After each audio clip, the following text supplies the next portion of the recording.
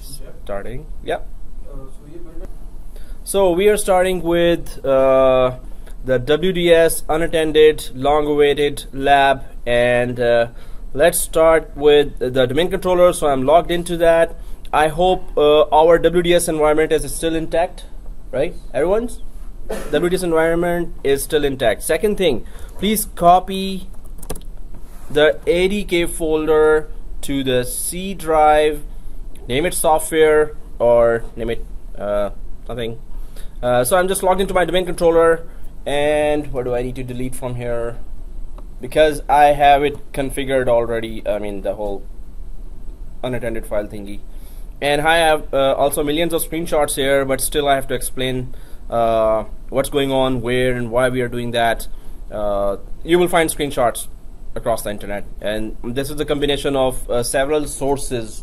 You know, so many people have uploaded the whole you know, lab of unattended, but they all had their own scenarios, and I had to come up with my scenario, and that was fun, kinda.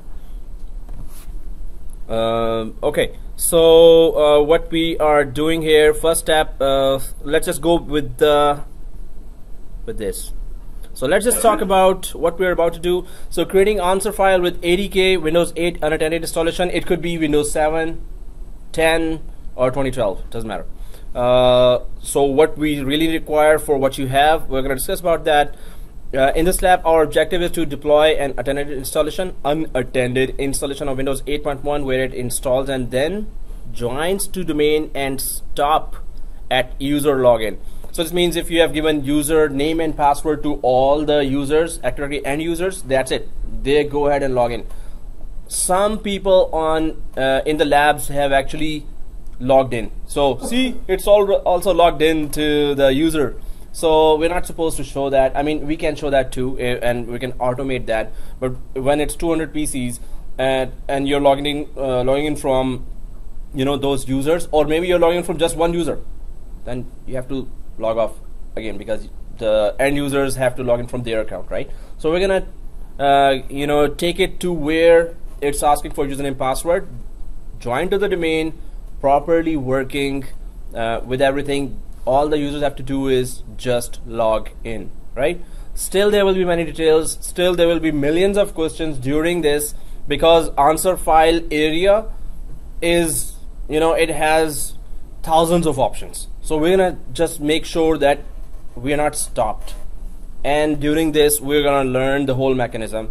Then you can go ahead and make any other changes you want with any other scenario, right? So we need 2 answer files. So I thought, you know, 1 answer file would be enough. We need 2 answer files.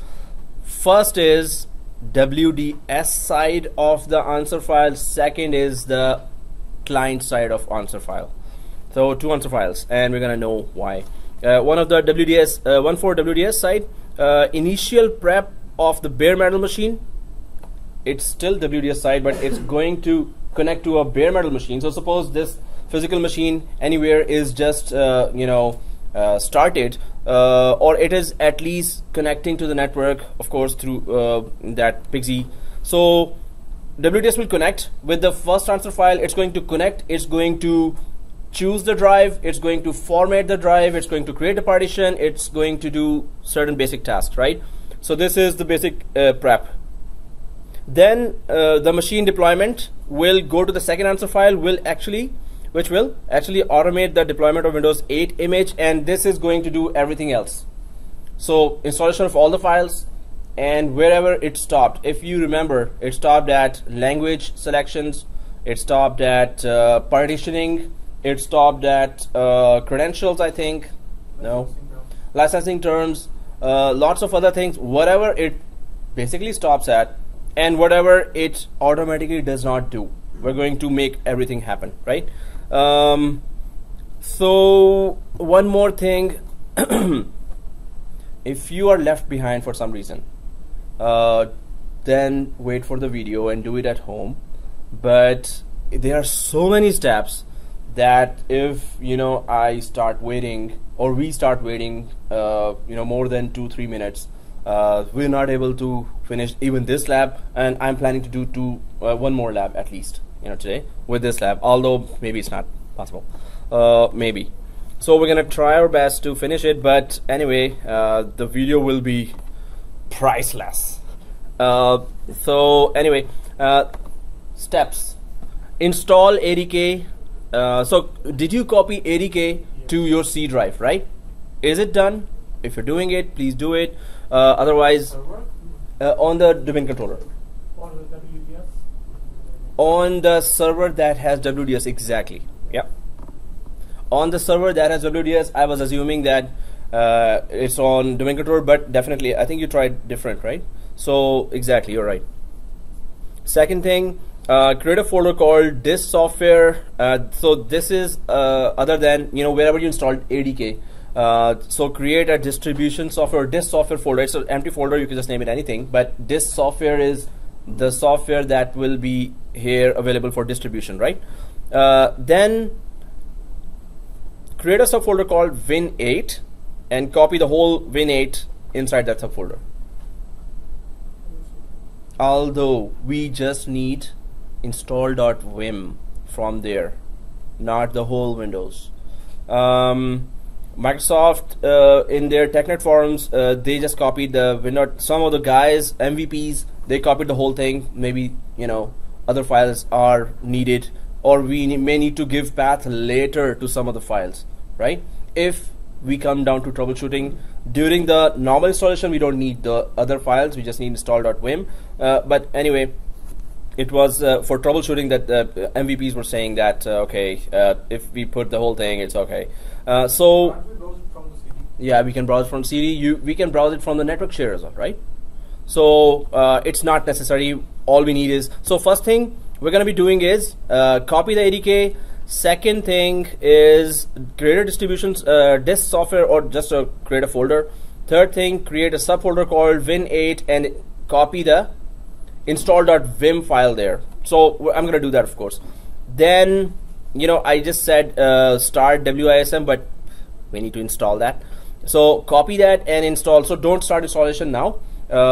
In fact, let's start now with me because I need to show you some options, but it's going to take time. So while that time is taken, we're going to talk about maybe some of the tasks here would take more time, so we can talk about other topic as well, right? Just to save our time, or we can eat samosas as well, right?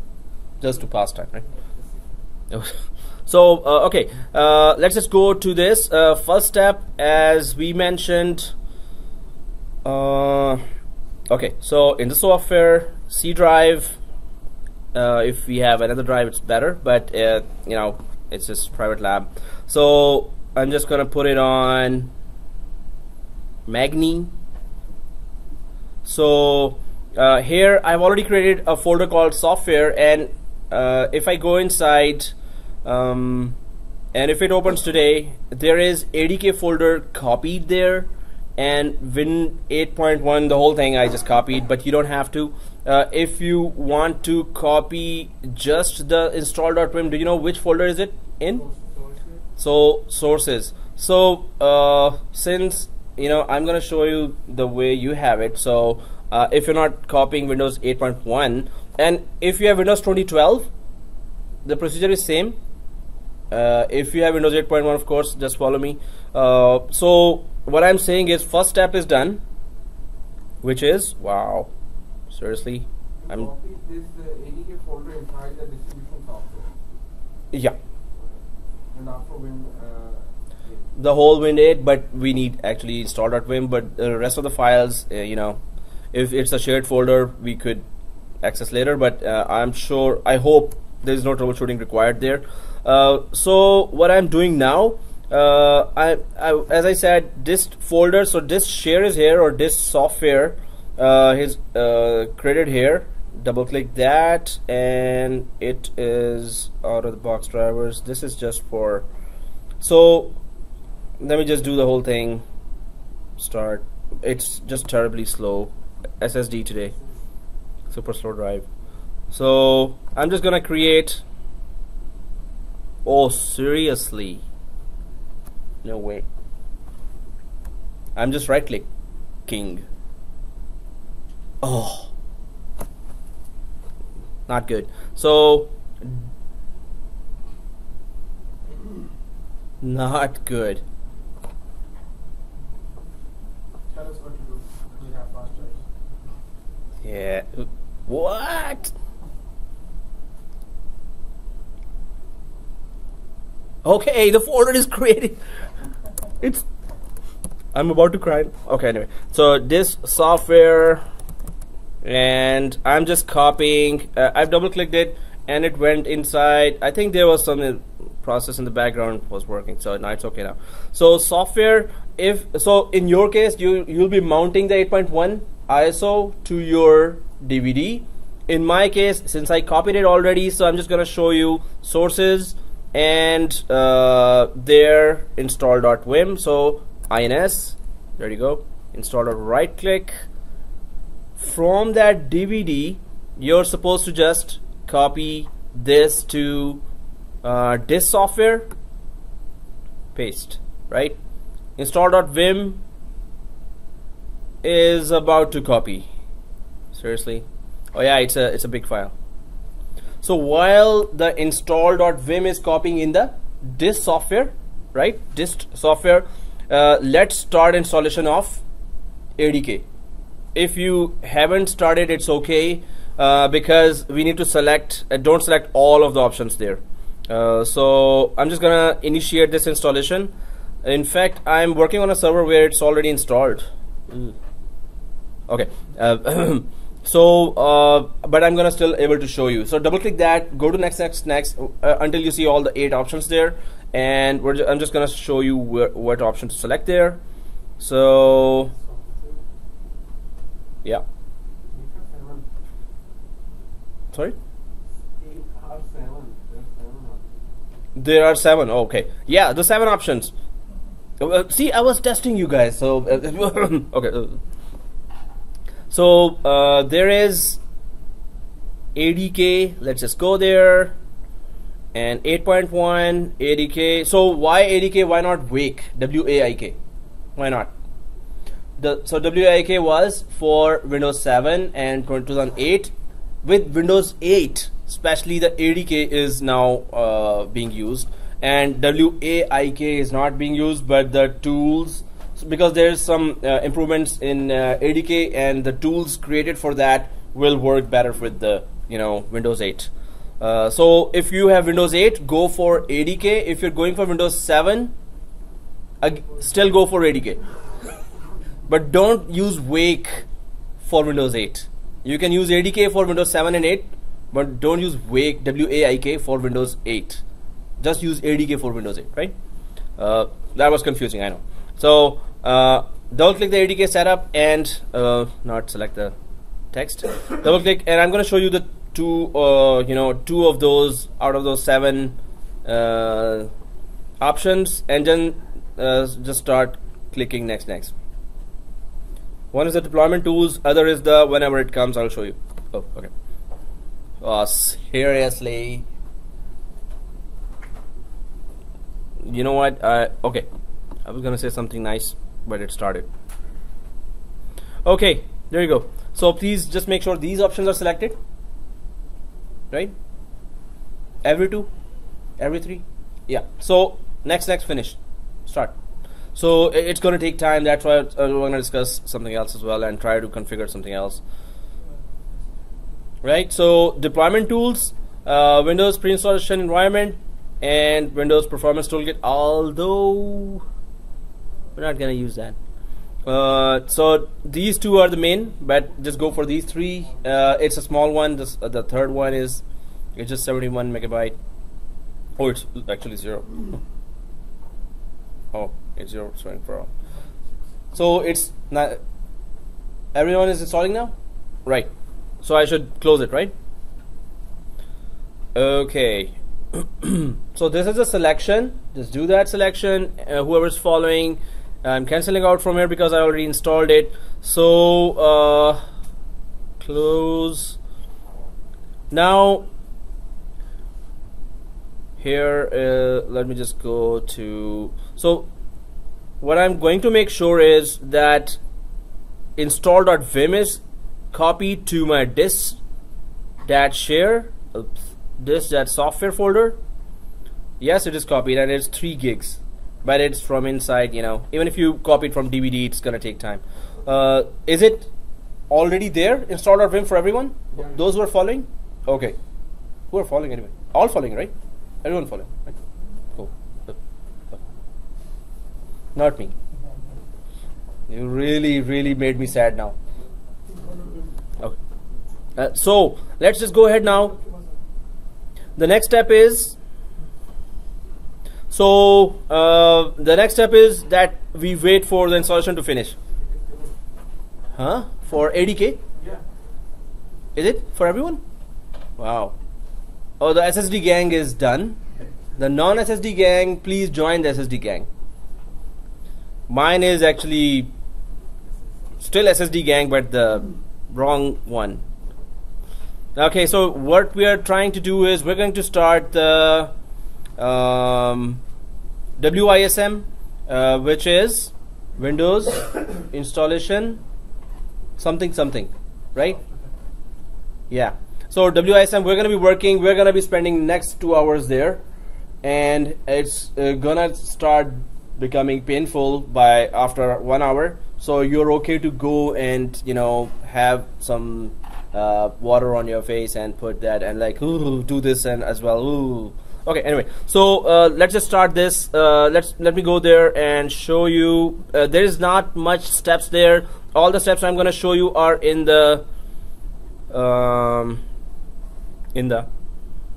so yeah, this is I'm going to show you later when we are inside WISM. So if it is installed, let's just go ahead, right? I'm just waiting for you guys to say yes, so I could just go ahead. So it is yes. Okay, thank you. Where am I going now? Here, let's just go to the files here, and in the files it's, let me show you, Windows System Image Manager. So this is what we are going to start, Windows System Image Manager, or just, you know, put it in search, WISM actually. So WSM, no, when you type abbreviation it's not gonna come, but Windows space, God man. Okay, so WSIM, once we start that, now the action starts, and be ready to get bored to death. Okay, no, actually it's exciting, come on. So let me just close. Yeah, that's why I'm removing mine as well. Okay, so it's showing this way, right? No.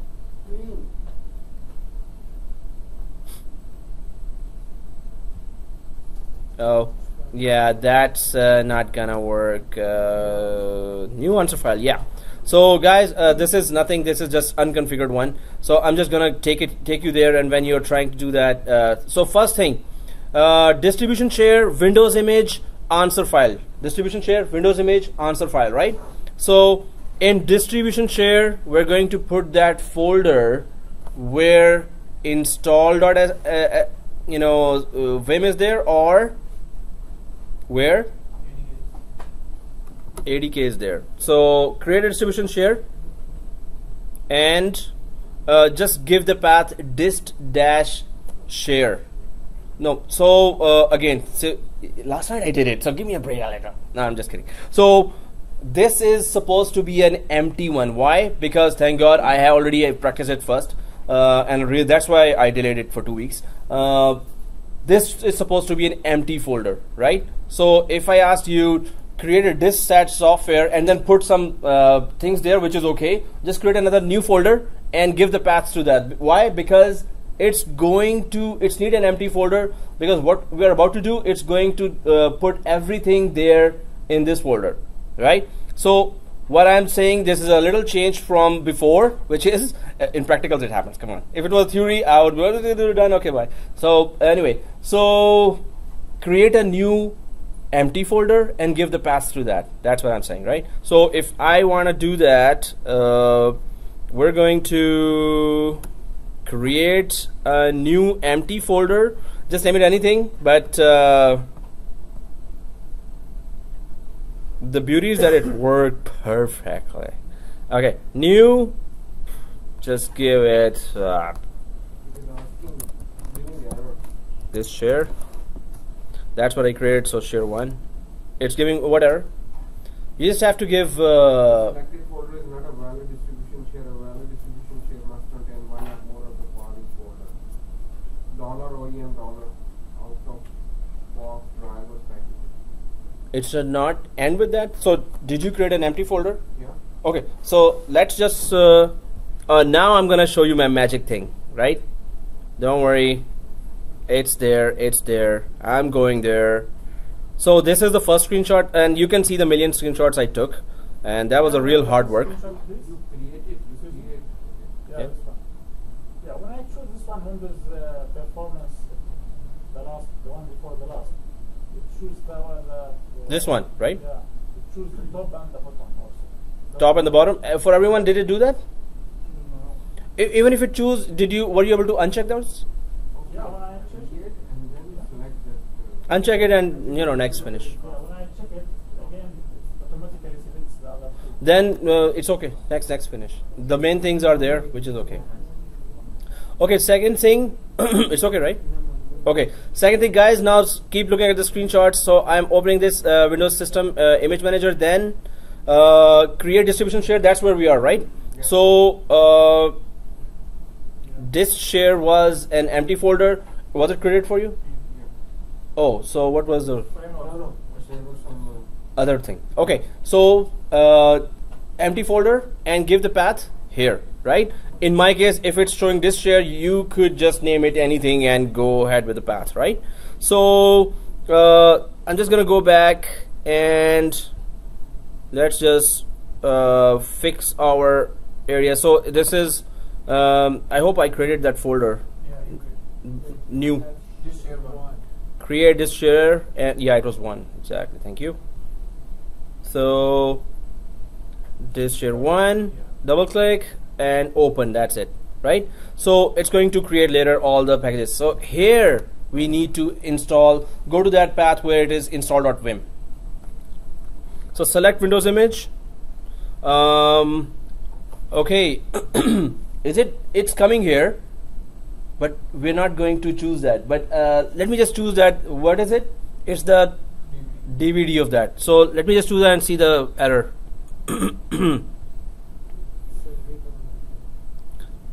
And it took it. Cool. No, it's not that DVD. It's if it was DVD, it needs a writable area, right? So it's that path exactly where I already created that. So when you select Windows image, let me just show you. Yeah, it is coming from C drive, right? If it was DVD, it's going to say it is not writable. So don't go there. So go to sources, and if install.vim is the only thing, and it should be the only thing there, just select that and add. This is the catalog. It is adding from install.vim. So what is catalog? It is offering now changes in all those areas where, and this is I think hundreds of areas where you can make changes and automate something. You can add from this. So this is every corner of Windows that you can automate. We can say that it's a catalog of every corner where you could have manually done it, but it's going to offer that as an automation. We're going to be changing like 11 or 12 areas, but it's hundreds of these. So you can see that how in depth you can go with automation and what you can add, what extra facilities you can add. You can already configure many of the things that the user would expect or not expect. So this Windows image area is from where we're going to choose the corners or areas of Windows that we want to automate. And above to your right side is the answer file that will be created. So if it is looking empty right now for you, right click and just select new answer file here. After making a catalog. If catalog is going on, yeah, let's do that. After that, just create a new answer file, right? Do you want to save the changes to the answer file only component settings? Yes, I want to change it. Oh, Okay, let's just put it something big or XML pakad le. It will grab that. Okay, anyway, so now it's the new answer file that you will create. So right click there when you are able to do that. Right click there and new answer file should be. This is the file and these are the areas that we're going to add our instructions that the image, when it is trying to deploy on a bare metal machine, the image will go to these areas which we are about to define now. It's going to these areas and going to just get the answer, get the settings that it wants to do, and go ahead and not stop at those places. And these are the minimum things that we are putting or making changes to understand the whole mechanism, as well as we are not supposed to go to the machine. That's the main purpose until it should reach until the login screen. There's another area. So when suppose we have created the two answer files and it's perfect, there will be, so we will start the machine. The machine will pick automatically WDS because the third settings is there. When we are about to start the machine, we're going to check all the settings, right? Where the first lab, you remember that we didn't have to touch anything, right? It just went straight to WDS and went straight to the image wizard. Then we had to do all the things, right? So it should automatically start, but there is that 30 seconds that we need to see where we can just vanish 30 seconds as well. It's going to wait for 30 seconds as soon as the machine is started, which can be controlled by a feature called, suppose 200 machines you're responsible now and you're alone in the company, and Friday night, and the desktop support people or your colleagues that you did not take to party, they're not coming and helping you around, right? So what happens? You're alone there and 200 machines are off, and you don't need to touch those machines, and they should be on as well. There is that thing remotely you can do to the machine that it will start as well if you've configured that already. And in the BIOS, wake on LAN, right? So that's feature in the BIOS also, that I think it's you have to enable it first. So you can just order the vendor that, hey, enable that feature, and then you have to do certain settings here on the server side as well, or schedule it. But anyway, if they are started, that's it. Then you're not touching it after that. I think everyone is done with install.win, right? It's giving error for me. I tried 2 times. Same error? No, that one is done. Okay. When I am adding the install.wim, it is asking cannot create catalog creation failed to complete. Yeah, same error. Yeah. Failed to complete. It started. Yeah, it is started, and first screen it is giving this screen, and then the second it is giving error. And everyone is getting this error? So 2 of us. Like. Who else is actually trying? We are all trying, right? Hey, you're not trying. Gotcha. Okay. All right. No, after that it will throw the error. I got the same screen and then I got the error. Yeah, that's a message, not an error. If this is the message, but if there's an error, let me know. This is just a message saying you don't have a catalog. So just press yes, and then you're going to create a catalog. Okay, I hope so. Let's just go ahead, and it's going to take time. But if we start expanding this, you can see now in the components that it's a very long list of stuff that we need to. Okay, not everything, but we're just gonna go to our specific areas. Now the first answer file prepares the basics of a bare metal machine. Select the drive, format the drive, and create the partition. So WDS side of the answer file we need to create first. So for that, I'm just gonna go back to my screenshots and yeah, okay, I just copied that Windows 8.1. Actually, I took a screenshot of every small thing because if I could show this to anyone, you would understand. So new answer file is created. Right click the new answer file as well, right? Okay, created, right? So if I go back now, so what are we adding first? This is the first answer file that we're creating. Oh, okay. So catalog creation failed to complete. The 64-bit version of Windows Sim can only create catalogs for 64-bit Windows images. For a list of supported, to which operating system? Yeah, I copied 64. This is the.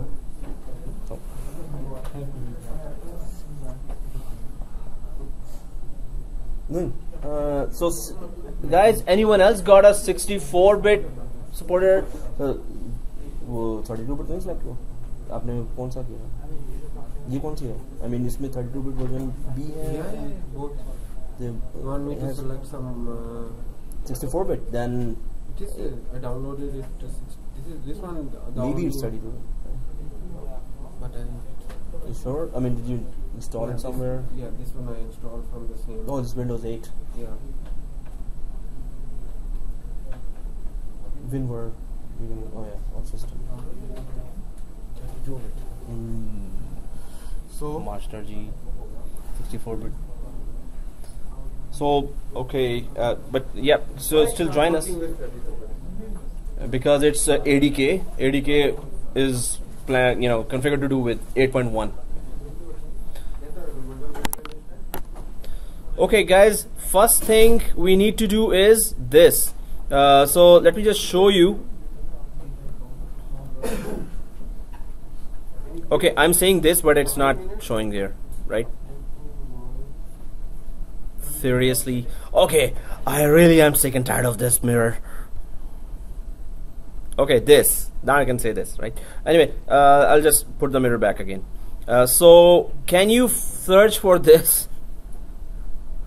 Okay, AMD 64, Microsoft Windows. Just go for, AMD 64, Microsoft Windows is there. Just start looking for International Core. WinPE. Everyone there? I know it looks horrible, but yeah. Anyone else falling? Only Ravinderji is falling. just give me. Yeah, another guy's coming. And so it's International Core WinPE, and when we double click it, it's going to get added. So we're going to right click first. So let me just do that now. So International Core WinPE. So I'm just going to go there now and try to configure. Let's just remove that.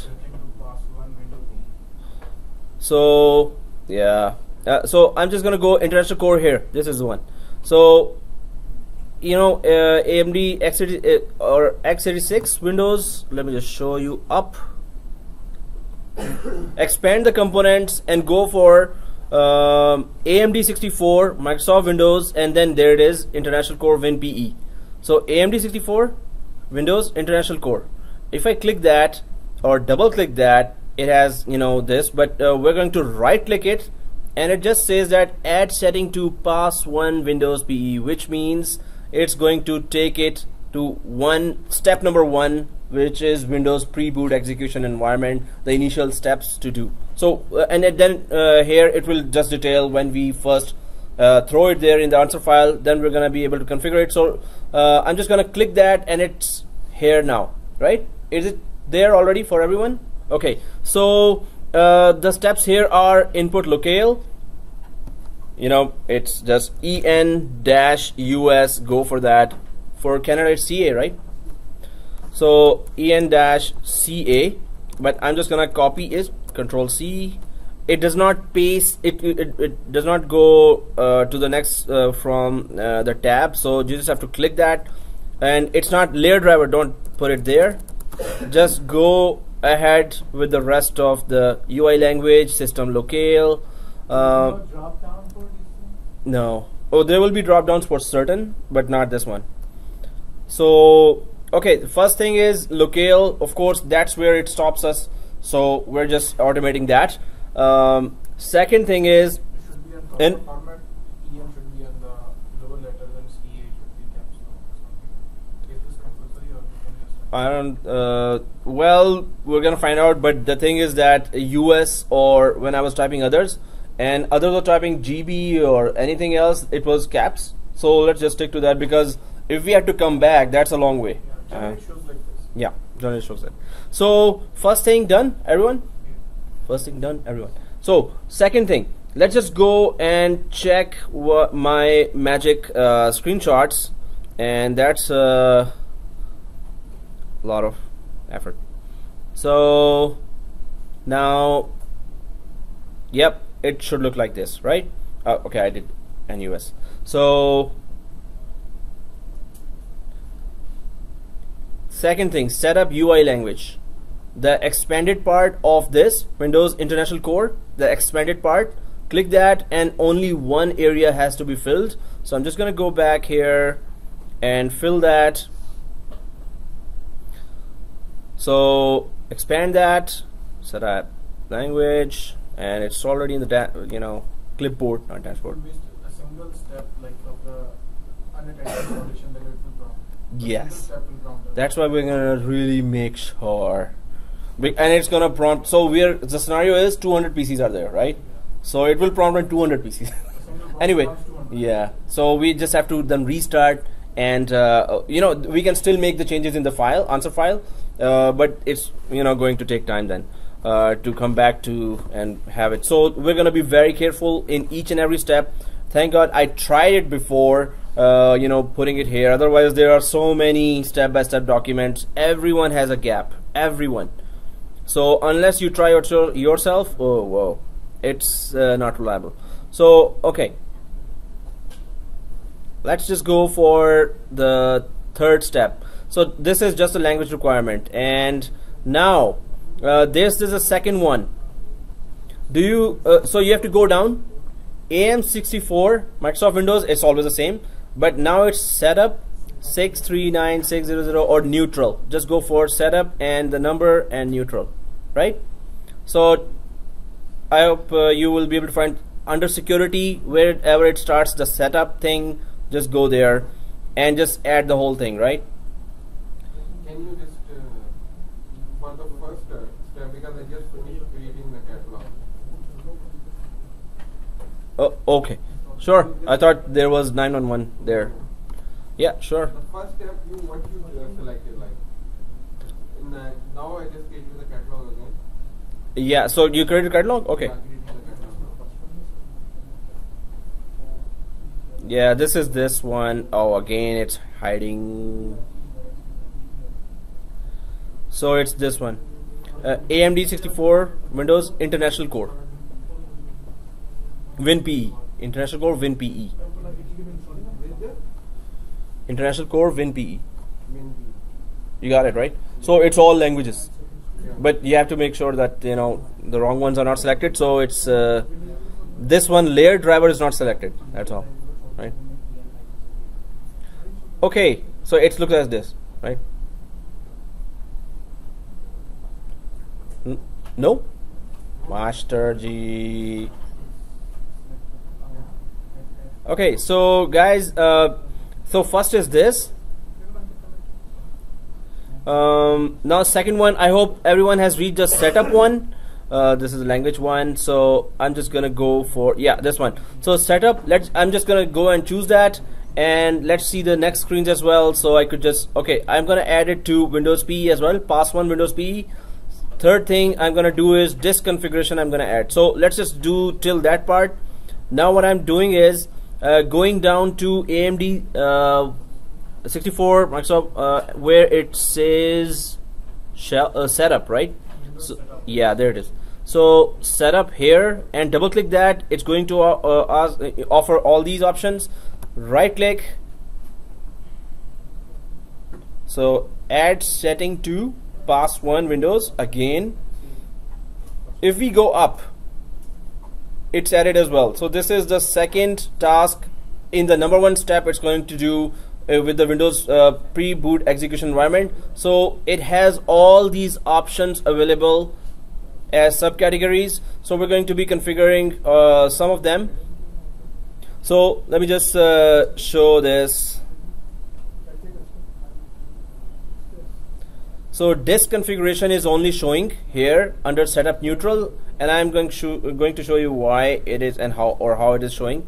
There is Windows deployment later as well, and So I'm just going to add two options. Let me just show you now what is going on here. This is, so I added this one, right? Now we need out of these just two. We don't need the rest of them. So what do? Select, delete. Press the button, delete. That's it. Select. Next one is selected. Just delete. Disk conversion. Don't delete that. We need disk conversion. We don't need display. Delete. Dynamic update. Delete. Image. Page. No. Nope. Last one we needed.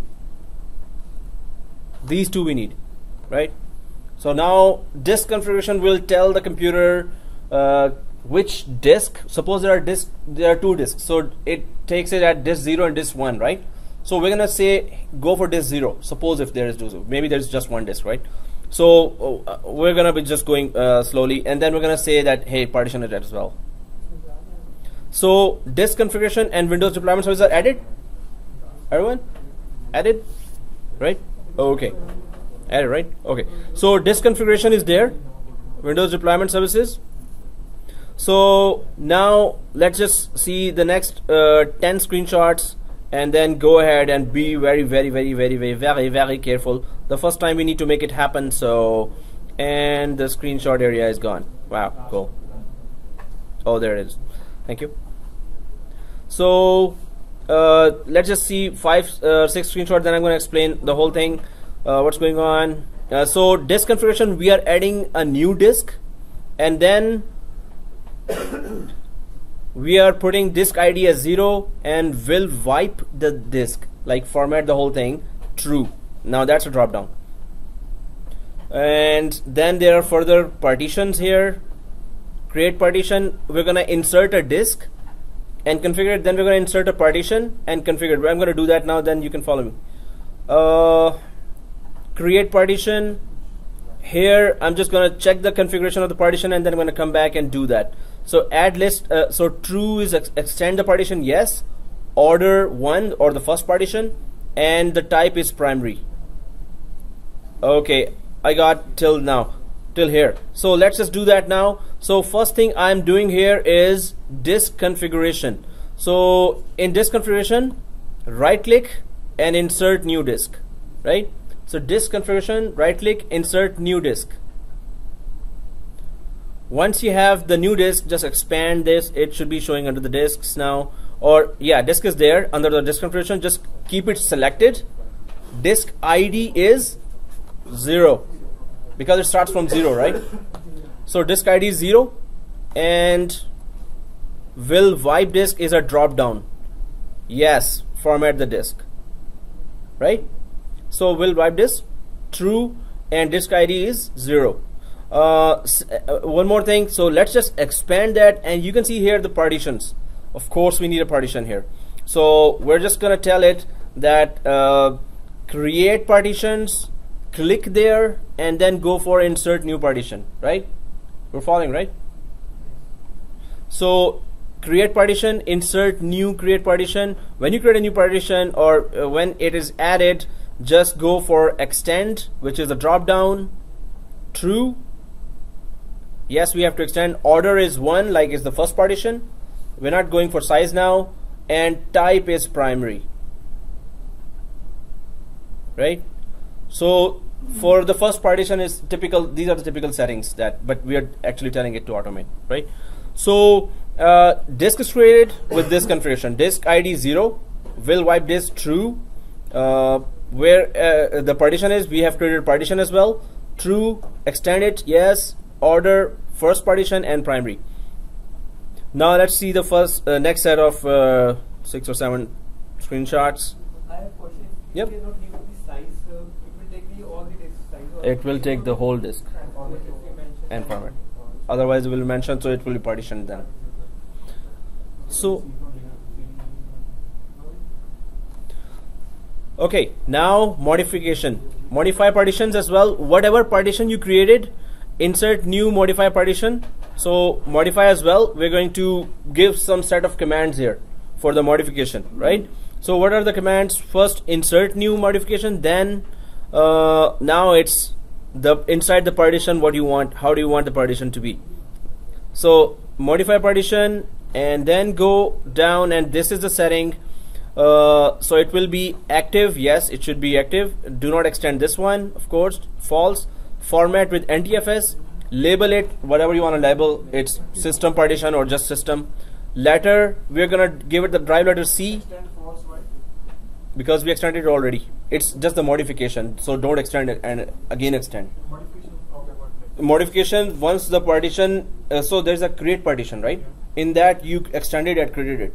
So created and extended it. Now don't further extend it or don't further create its portions there, right?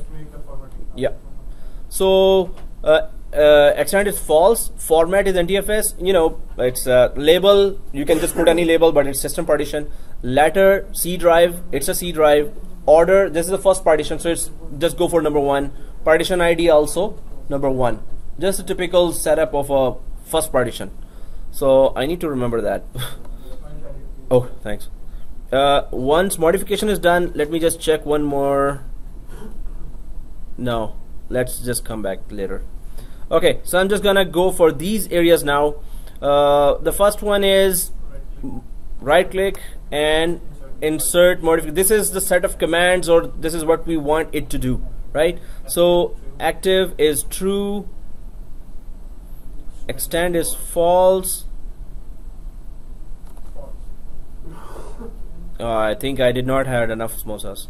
So format is NTFS, exactly. Yeah, system or system partition, exactly. Letter is C. C and order. Oh, okay, not that order. Partition ID 1. Thank you. And this is, we're still going on. You are not giving type ID? Zero? No, Blank. blank. Yeah. Oh, wow. Check your, You reached? yeah, I read that. Cool. Okay, so this is it. Let's just go ahead. Your slide, I think you gave all order 1, partition 1, type ID 1. Can you just have a? This is in the screenshot? Yeah. No. Nahi, Master Ji.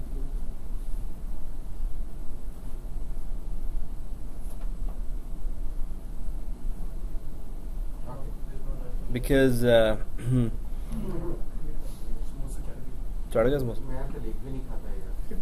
okay, so now it's the WDS site, which is image selection and then install image. So this is just we can just expand that.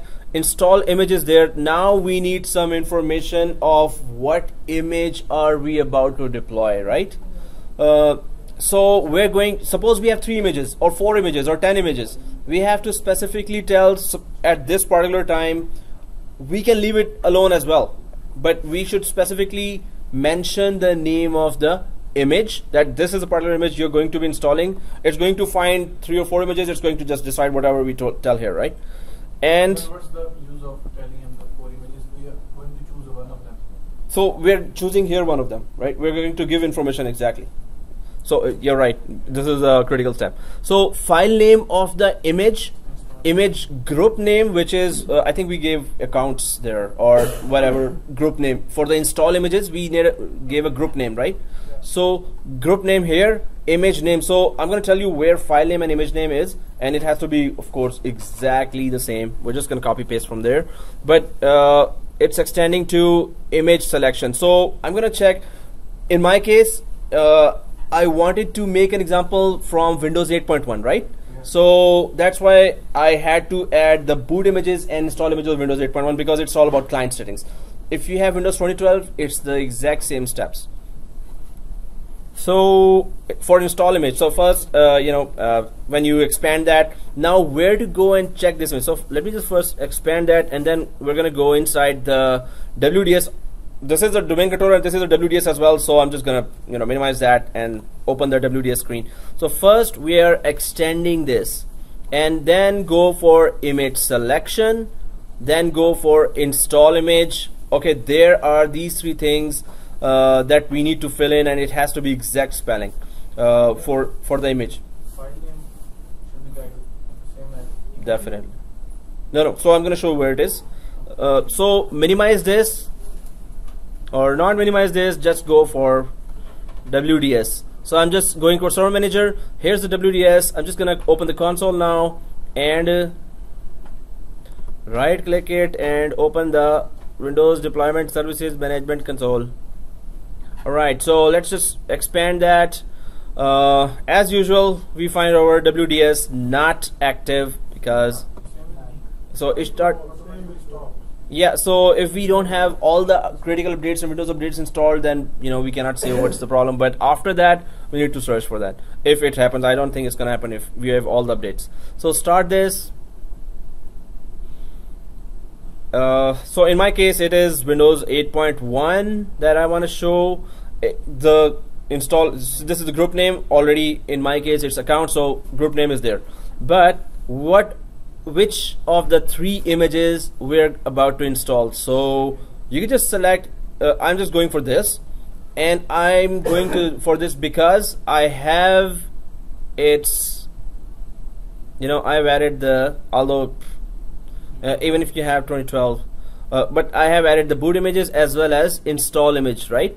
So make sure that you have both of the files, install.vim and boot.vim. Anyway, I'm just going for this image. You can go for this image as well, right? Because we already have install image, boot image for that. So where is the information? 8.1 enterprise evaluation. So this, when we go to properties, there is image type. This is the name, and this is the file name here. Image group here, and then the image name is this, right? So carefully just copy this one.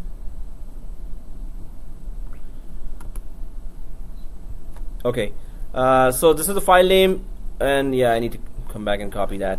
I just don't want to. So going to the answer file area again. So this is the image name, and then image group name is accounts, which we know. So, and then if I go back to that, I'm just gonna copy the whole thing now. This is the top one, is the image name that we need to. So this is the one, right?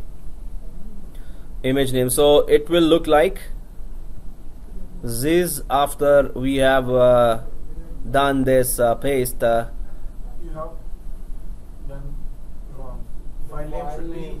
Oh, file name. And image name should be. See, I was testing. No, I was not testing. I love saying that. See, I was testing you. So, oh man, seriously, I need to just go back in and copy. If you copy it. I could have copied it in front of it. Image name. Alright. So let's just go ahead and go for copy that. Okay, so this is done. Install 2 is the next one. Install 2 disk ID and partition. Partition ID. Exactly. This is the repeating again here. Disk ID 0, partition ID 1, but let's just look at the picture. Although this is the only logical thing that we can. But 100% they should be like this, otherwise Yeah. hands are up. Yeah, Exactly. Left side, disk ID 0 and partition ID 1. Yeah, they should be the thing. Yeah, I wanted one disk ID and one partition ID. And the Yeah, that's what we did. Yeah. Exactly. You're right. Yeah. Okay. We didn't remember. Very intelligent. Oh man, I'm like blown away like this. Okay. So login information, we know it already. I don't even have to see the picture now, but I'm still going to see. Okay. So login information is domain, password, username, right? So this is the login. Expand that and go to credentials.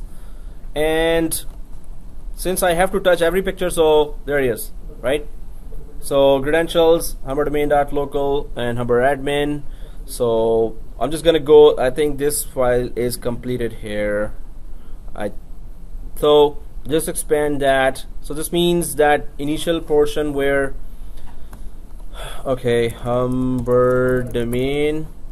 If at any of the place we make a mistake of a spelling, wow, 200 machines stopping is not a pretty picture. So spelling must be picture perfect. Humber admin. Okay, so that's how it should look like. Humber admin. Yep, it's okay. Man, don't scare me. Can you go to Windows please? Option, just I need to reconfirm the EMCS thing. Windows piece? The first one. This one? No, the top first one. Windows P, yeah, this one. Oh, okay. Yeah. And this one, right? No, the next one, set up dual language. That's it. That's the only thing you have to do. And for the top one, ENCA. Except layer driver. No. No, you left the layer driver, rest everything. Yeah, so yeah, we're not supposed I'm to. with you now. Okay. Way to go, man. Okay, so let's just try to go ahead. This is, I think, it for the first answer file. Yes, it is. So validate answer file. So go to tools and click this validate answer file. This is just going to check for any mistakes that are done. It should not be, there should not be a mistake, and this is just an extra step. And then if you have went to the tools and click the validate answer file, then we go for saving the answer file. And file, you just go for save answer file, and then let me just show you the picture. Where's it, you know, if wherever it is going, you should save it to c:\remote install /WDS client unattend. It's already there. This folder is already created inside the remote install. Just go to that path and just, you know, put the name there, you know, WDS client file. But let me just check. WDS unattend client file, put the name there, .xml. You can just put any name, but WDS unattend client file is the name. So let me just do that now. So we're saving the WDS portion of the file, answer file, which is the first answer file. Then we're going to go for the rest of the operating system answer file. So let's just go there. What it is validating? Like, what exactly it's going to validate? Validate the settings, the spell mistake, especially not the spell mistake, but the configurational mistake. Maybe we put some values that are supposed to be there. Okay. Yeah. So, Show me the address again. yeah, which one? It has to unattended files. Oh, okay. See, remote install. Remote install? WDS client unattended. Oh. There is a folder. Okay, so tools and validate answer file. Yep, nothing there. So file, save answer file. Yeah, it's already there for me. So remote install and WDS client attend. I already have that file, so I'm just gonna click that file and press and click 1. So I'm just gonna add number 1 to this file, and I need to remember that. So this is our setting now. Let's go for the next setting, which means, oh, not let's go. Yep. You saved in WDS client unattended Yep. folder. Inside the remote install, right? So the 4 guys who need who really need coffee. Because we are following you that one. Oh, no, the other one. Those who are following don't need coffee. They are already having adrenaline. You want me to turn on the light? Yes, I think this light thing is not good. You know, many people are like, guys, light thing, because it's already, you know, big. Do we need to turn off the lights? Because people are taking advantage of that now.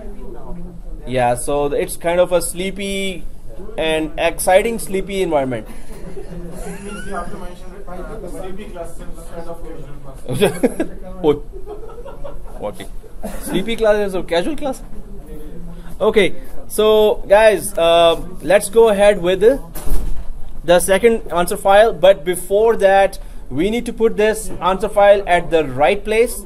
We need to attach it to the WDS server. So let me just show you where. So after you've made sure that the answer file is created, let's go ahead to the WDS server here.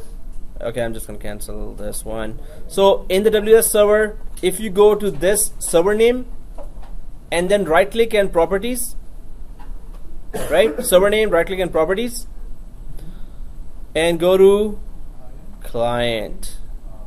So, well, I tested it before, but now I have a new file, so I'm gonna give the path for the new file, and it's x64. First you have to enable it, right?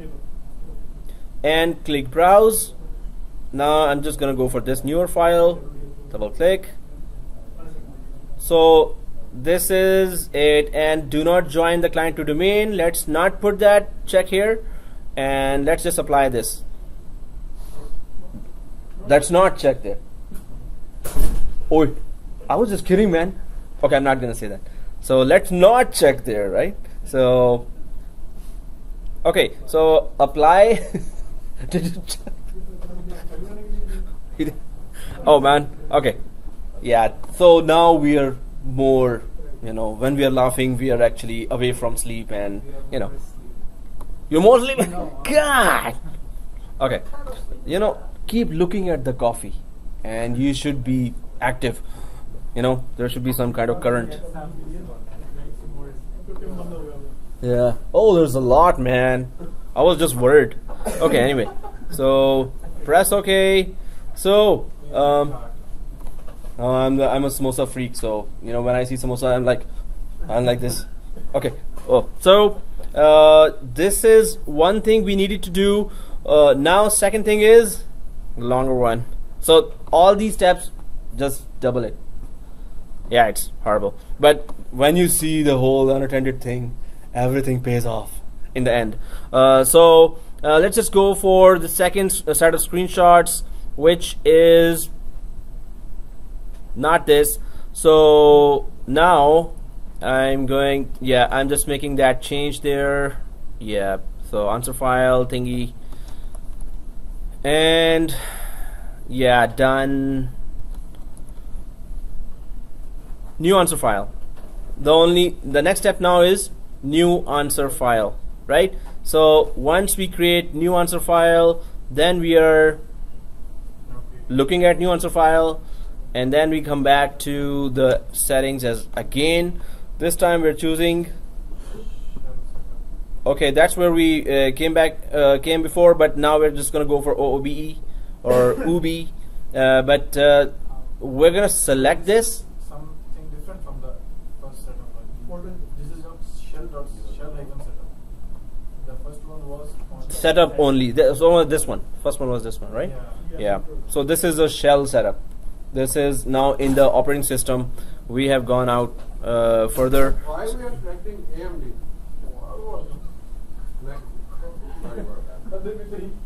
Why not Intel? Why not? No. AMD. This is how Microsoft has, you know, even in TechNet it's like that. But I would definitely ask that question. It's valid. Why AMD? Why not Intel? Definitely. But 64. The reason, yeah, this question was asked somewhere else for some other background. But the thing is, Microsoft was still using for 32-bit x86 Intel. For 64-bit, it was using the word AMD. So there was that. Avoid the confusion. So yeah, so it was 32-bit or 64-bit. So AMD, 64, but it's not AMD. It's still Intel. But it's for 64 representing that. Like 200 or You know the 300 reason for clients. that? AMD came with the 64 architecture before Intel. So they are giving a credit to AMD. Yeah, because usually in the beginning, at the time of even Windows NT, they were creating like Wow. Okay. installation, like, Oh wow. for- Way back. Yeah. AMD came before Intel with this 64 architecture. But Microsoft always snatches the success from everyone. Like, So they kept that, maybe. oh, at least they're recognizing it as well. Yeah. In reality, it's not AMD, it's Intel. Yeah, it is Intel. Yeah. Although AMD is still, you know, is another separate processor. Yeah, you were saying? Yeah, I'm saying when we are creating for so many clients, can we test it like now this portion we have done it? Can we test it? Right now? Yeah, right now. It logically should be like instead of Yeah, you can just start an empty machine, but after that it's gonna stop somewhere. And that, but like when we are doing in a production environment, I would do that. you do that. Even if I go ahead Yeah. and, you know, finish the whole thing in production environment, I would test each and every portion of that, right? So I would just go till the end because it's a test environment. I can do anything I want, right? Fine. I will in production. I would definitely use the perfected mechanism of everything. So okay, this is so first we created the new answer file. Second thing we're gonna go to shell setup, which is just go for shell after shared access. Second, one more thing is maybe we do not need to add the whole thing. We're gonna be adding the whole thing, yeah. So shell setup, and let's just see which area. It should be 4 specialized, but let's just go and check it out. I'm just seeing the next few lines. So it is 4 specialized, so we should right click this shell setup, neutral, and just click the 4 number instead of 2, 3. So when we click 4, now it has everything else as well, and there's a lot of things to, since you are at it now. So I'm just gonna show you the next screen. So okay, there is a time zone spelling that we need to be making sure that exact spelling should be there. So it's Eastern Standard Time for us. Where do we write? I'm gonna show you next that. And where did this come from? So there's a command. Which one? Okay. So there's a command for that. Oh yeah, and one more thing, you need a key as well. So I'm just gonna have to stop the video here and give you something. Samosas, samosa key, yeah. Key samosas, yeah. So since I'm talking in the video, so this is how messed up it looked like. Thank God it did not stop there. It just took the. No, it doesn't do spell check.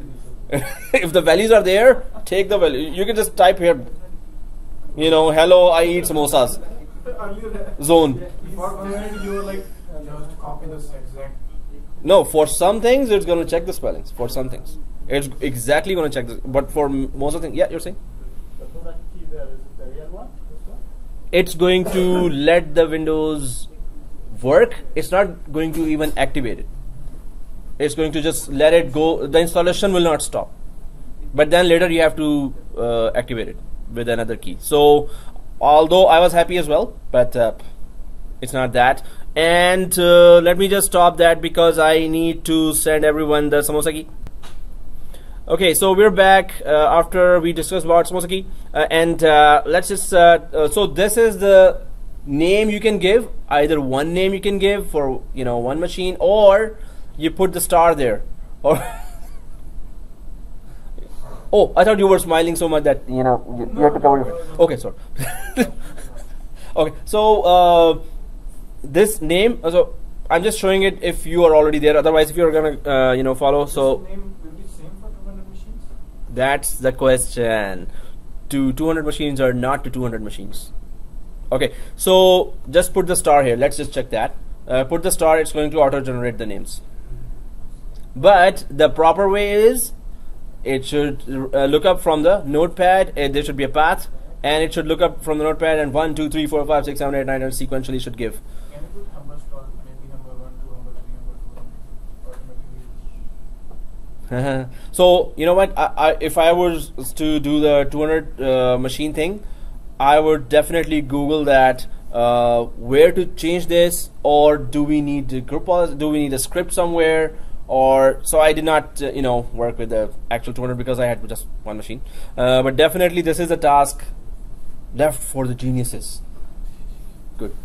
Let's go ahead. The key also matters, because if we have a key for a single machine but not going to validate. So there is another way we get the keys. There's a server that does that, and it is called KMS, Key Management System. So that server, so when a machine comes up and is about to join the domain, and it is discovering that there's no key, so KMS, it grabs the key from the KMS, and the KMS is downloaded with all the keys, and the whole thing is, so it's Key Management System or server, and it provides the key to the machines. And volume, so for volume licensing or the way you want it, it's just that you will get it from KMS. So 200 machines or 2000 machines, you have to work on the naming, which I did not work on. I just want to show you the mechanism, but we get hold of, you know, the whole thing. Okay, we have to go there, we have to do this, we have to go there. So let's just try to do or reach till here. So I'm just gonna go there and try to add what? So first the new answer file, and then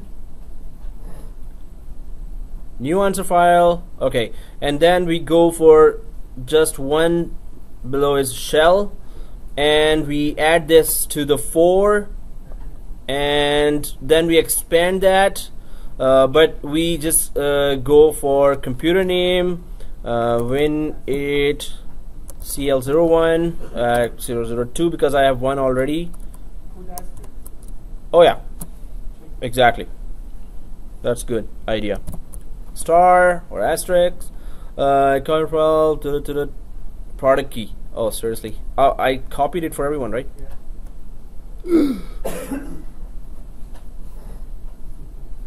Yeah. Okay. Anyway, I'm making a video and I'm putting it. God. Okay. Anyway, so You are putting the genius. yourself. Okay. No, there's always editing, and then it's the half the key, and I own that key, and I bought the Windows in 2009. Yeah, so it's no longer useful for you guys who are looking at it now. There were no Windows 8.1 on 2009. Thank God the mic is not good. So okay, registered organization is Tor company, Toronto Tor Samosa company. So factory. Oh, factory is already there, man. I cannot record that. So okay, and then there is that time zone, Eastern eat. Okay, eat samosa. I'm EAST Eastern. ER and again you're doing It's correct now. no. TREN. Come on, man. Eastern. Okay, Eastern Standard Time. Standard turn. Okay, Eastern Time Zone.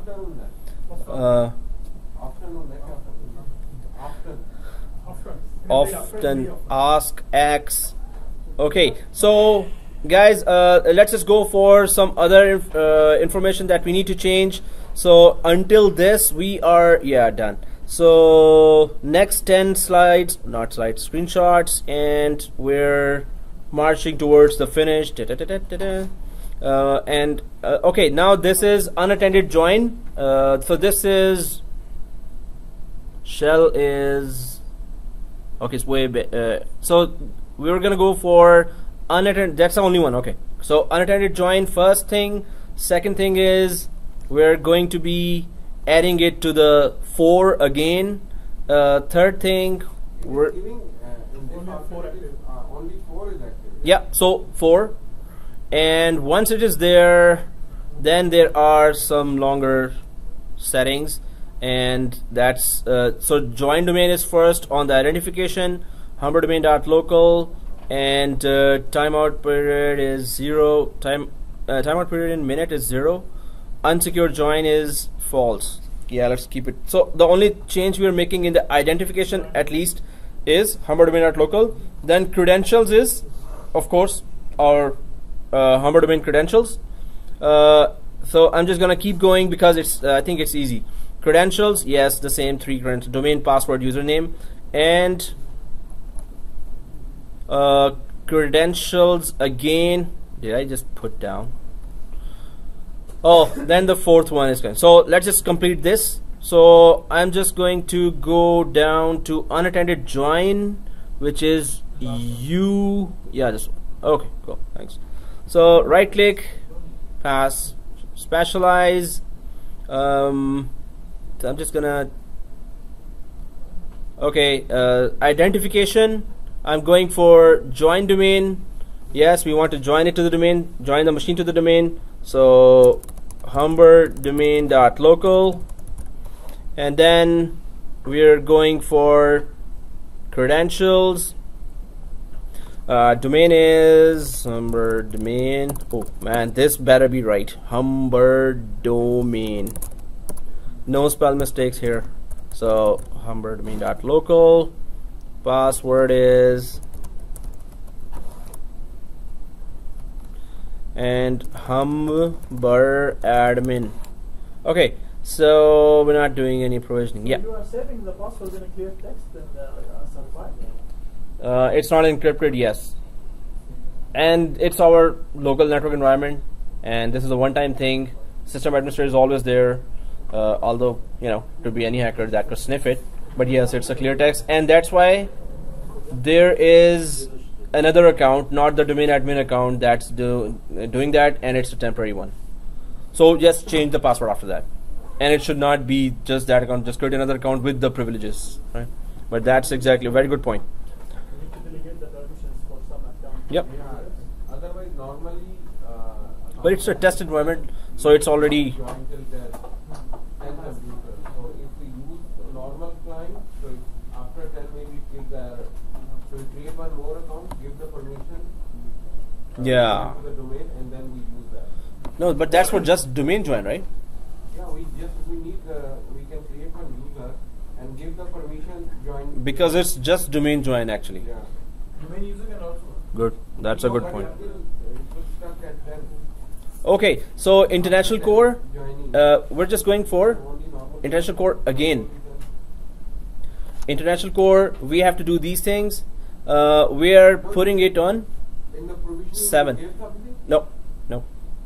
So international core, and this is going to go on at the end of the process.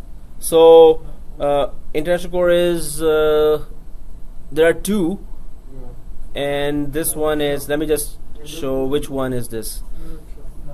The 6. It's not the WinP. Why not? Because that process we have gone through already. The pre-boot execution environment, that was the initial process. Now this is the actual Windows, so non-WinP, right? So international core, and then add it to 7th, which is OBE, which is of course the end of the operating system, or the duration of the operating system, rest of the operating system. And we go for again. Now the operating system also needs to know, and it will be all again ENCA, but let's just go and check it out.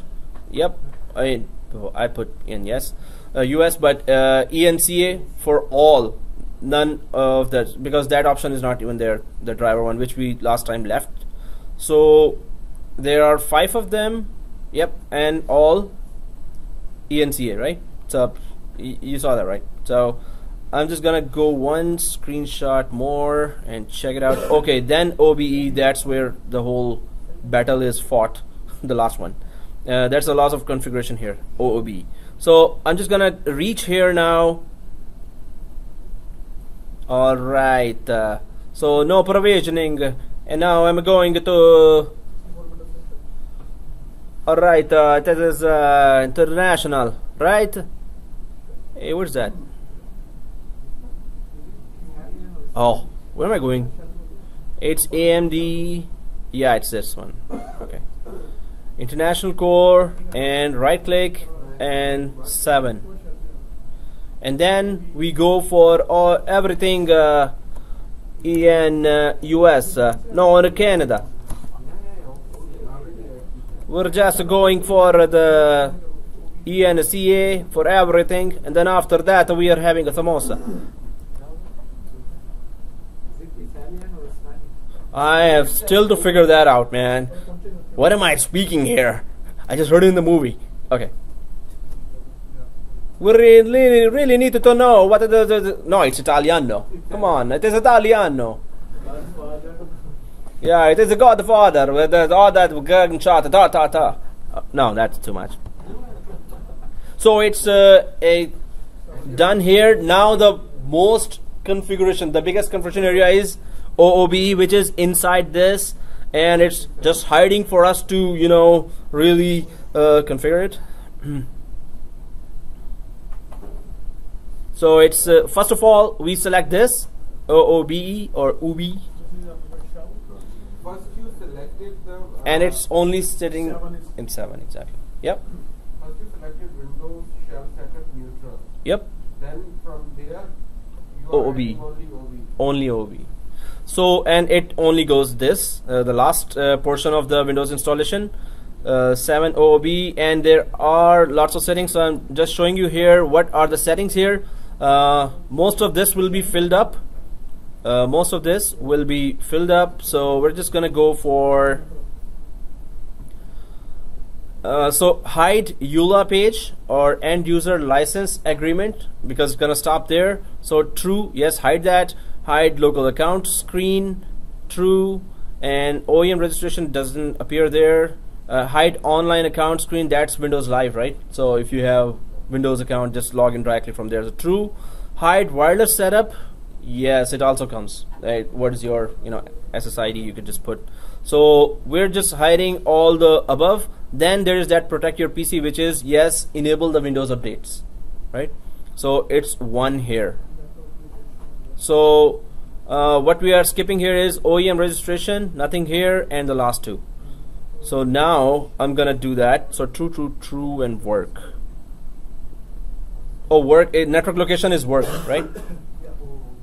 All right. I'm gonna go there and do that now. Okay. So it's oh, shell. shell neutral. Yeah, there it is. Okay. And oh, first I need to. No, we're just going for OB, right? All right. So now it is a throw. Okay. And true. Wow, there's too many trues, man. We should always be true. Yeah. Work. And enable the Windows updates. Yes, protect your PC. Thank you. And all right, let us see what else is required. Then we go and test this. Okay. Okay. So. Okay. Still user accounts. Definitely, we need user. So, if something happens to any machine and we need to troubleshoot, and we don't have a local accessible user account for that machine, the whole thing then starts again, because the local administrator account will be disabled even if you change the password. You have to enable it after you have access to that. If any of the options we have selected true or false, and now we have to delete that option, what do you want to do that? Because I have selected the true, now you said it's blank, it should be blank. Which one? Just I don't know. So you did not save anything, right? Just go back and can you select the thing? It's only true and false. Only true and false. again what? So you can change it to true and false, right? Yeah. No, but what happened? Did you? Like we have left the hide OEM registration blank. But he suddenly choose the true. Oh yes. True or false? No blanks there. Yes, yes. I was stuck there too. Then I had to just restart the answer file again. New answer file. Leave the true. New So, answer file. new answer file. You know, if it is false, it's not going to follow that, right? If it is true, then it's going to. So it says hide registration, right? So if you false it, so you unhide it, which we did not select anything. That's a better one. Yeah. Okay. So user accounts. This is mucho importante as well. Mucho importante, right? So add exacto mondo.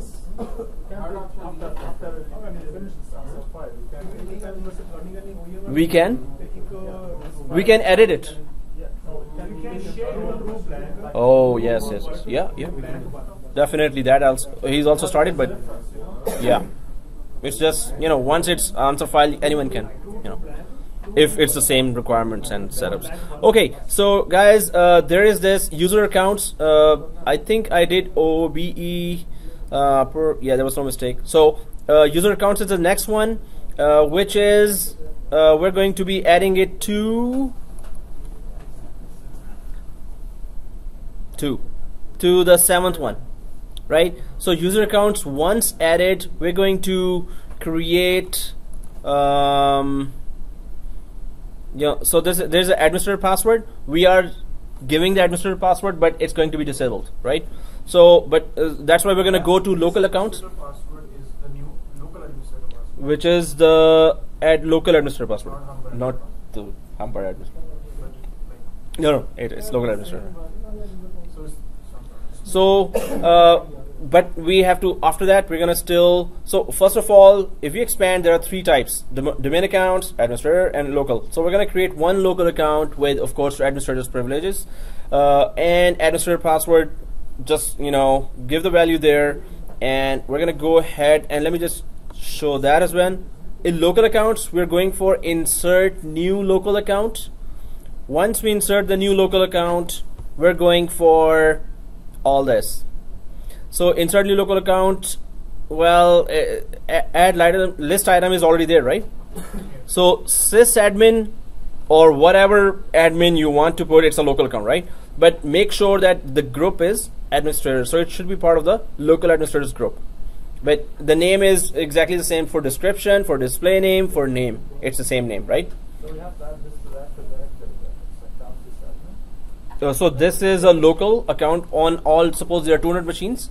Everyone will have this local account in the local administrators, and it will have privileges. This is as a, if there's a troubleshooting required. And you can specify the password for this one also? I think, yeah, if you expand that, there's below the password as well. Yeah, because without the password, how do you access it? So definitely, you're right. And the password is here. Okay, so definitely that's a good point.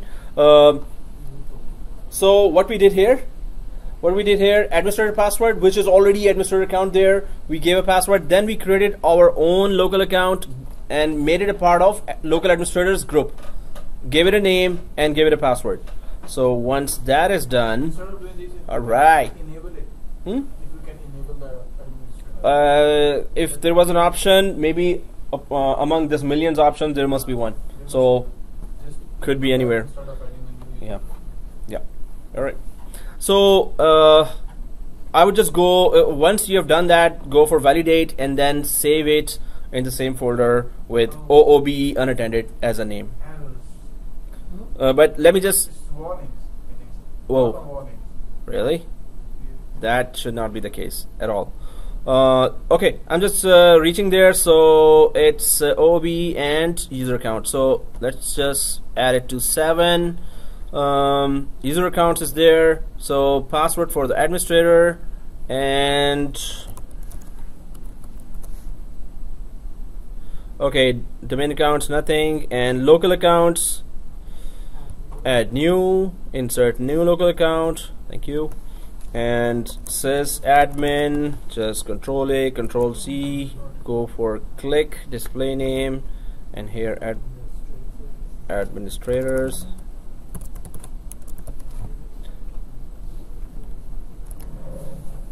Okay. Once that is done, let's give the password for this. And anyone is getting errors when you validate? It is about warnings because when we are adding this things AMD Microsoft unintended, we are adding something or we are not adding Spaces? No, Oh. we are not modifying any particular entity. Okay. We're saying this entity is not modified, so it will not affect you here. Oh, okay. It's just a message, not an error. Warning message. Thank you. And let's just put it on the video as well. Validate answer, and Yeah. there is a warning. Okay, Has yeah. not been modified. The setting has not been modified. It will not be saved to the answer We file. will Yeah. delete that things like earlier we did. We will not be facing in this warnings even. Yeah. Delete what? The settings which we do not have modified. Oh, okay. Not touched. So we had to leave something blank. So guys, if here, so if I expand that, what did we configure here? I think nothing. So if I just go delete this, we did not configure anything inside. Yeah. Yeah, nothing. So this many warnings came that hey, it's there, but you did not configure it. So if I remove that, at least warnings would be less or none at all. So validate answer file, Remove the provisioning as well. only 2. Provisioning, exactly. And that was here. Yeah, we did not configure here. One more thing was, so if there should be one remaining now. Validate answer. Yeah, one remaining. And where is OOBE? OOBE. What did we not configure there? Hey, that's not a separate option. No, let's check on the components OOBE system then. Oh, when we double click, it just takes us there. But, oh, domain accounts. We did not configure that. So domain accounts. Now there should be no warning. Validate. Perfect. Okay. And thank you for pointing that out. Okay, so now second file is done. So save answer file, and then let's go for the name. I just went for OOBE attended. I already had that file, but I'm just gonna name it 1 because I need to test this one as well. So there are 2 files, and let's put this to test now. So save, but we have to attach this one to the image, the image where we are about to deploy. So I'm going to minimize this and go for the WDS. The image I am deploying is this one, enterprise evaluation. So whichever image you're deploying, just right click that image, right click, properties, and there it is, way below. So allow image to install in unattended mode, select file, browse, and OOBE unattended is this one for me. So now the second answer file is here, and let's hope for the best. Okay, when we are creating, yeah. How do we attach to the WDS? The second one. The first one you attached with the WDS. So first one I attached here to the server in the client. This is the first one. Attach as a 64-bit, right? Second one we attach to this properties and here. Now this is the rest of the operating system file that is being installed, so the file it needs answer from this. So 2 files at their proper places. Yeah, so first one is all about initiating the installation, initially connecting to a bare metal machine, selecting the drive, disk 0 in our case, creating a partition, formatting the partition. Then the rest of the operating system and their answers start, so that then the second answer file takes over from there. This is just in preparing the operating system, preparing the bare metal system for the operating system deployment. So one done on the Server side? server side and one Yeah. is done. Yeah, the task is still done on the client side, but the first one is just preparing the hardware. Second one is actually installing the operating system. Yeah. 2 answer files. Yeah. So 2 answer files, and now we go for make sure that your setting is VMNet setting is machine has to communicate with the. So in my case it is VMNet 12. So new machine I'm creating now will be VMNet 12. Second thing is your server must be on the that setting where we are not supposed to touch any button. Boot, and here continue the Pixie boot for unknown clients. It should be continue the Pixie boot. This is the first lab, right?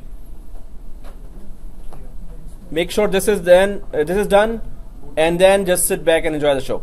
I hope so. Oh, okay. Fingers crossed. Both. Okay. Anyway, so continue the Pixie boot unless the user presses.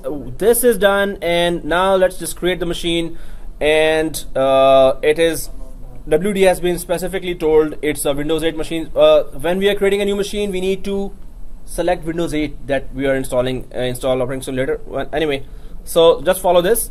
I'm creating a new machine, so it will be a bare metal machine for the image. Typical. Next. Install operating system later, of course. Next. And here Windows 8. Make sure if you're going for Windows 8, otherwise 2012, then make sure that 2012 is selected here, right? I think it's VMware 11. So, oh yeah, 64-bit. So, guys, everyone, yeah, next, and then we are going for WDS unattend wish us good luck machine. So that's the name of the machine.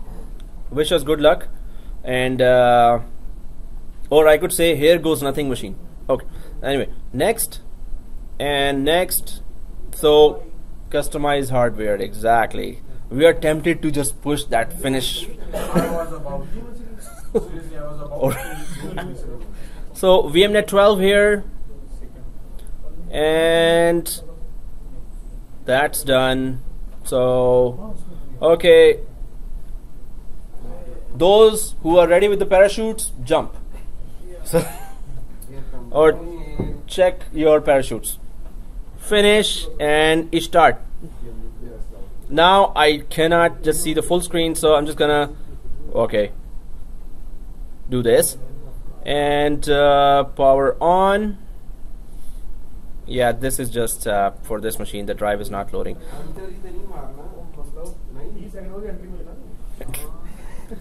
Okay. Timing of like these 22 seconds. 22 seconds. Yeah, this timing we have to go through that jungle of options. Just Google it and how to control that. 200 machines. 200 machines. Just for this machine, like it's already guys.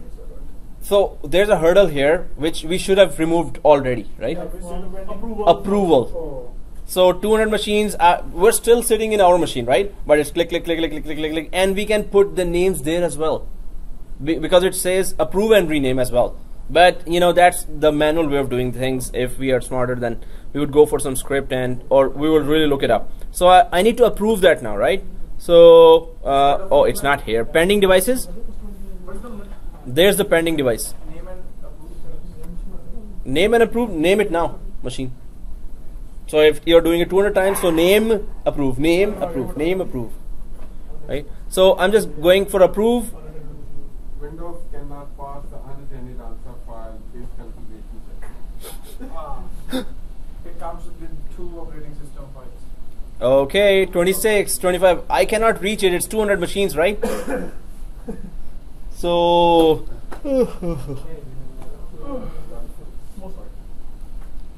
come on, Amir. What did you do? Amin and Amir. Did you try them? Amir, I have a question. It means we have to put the image of Windows 8.1 on the top, or it will automatically select whether it should be a second or third image in the it's not about then top or, because we have told it a specific name. This is the install image, right?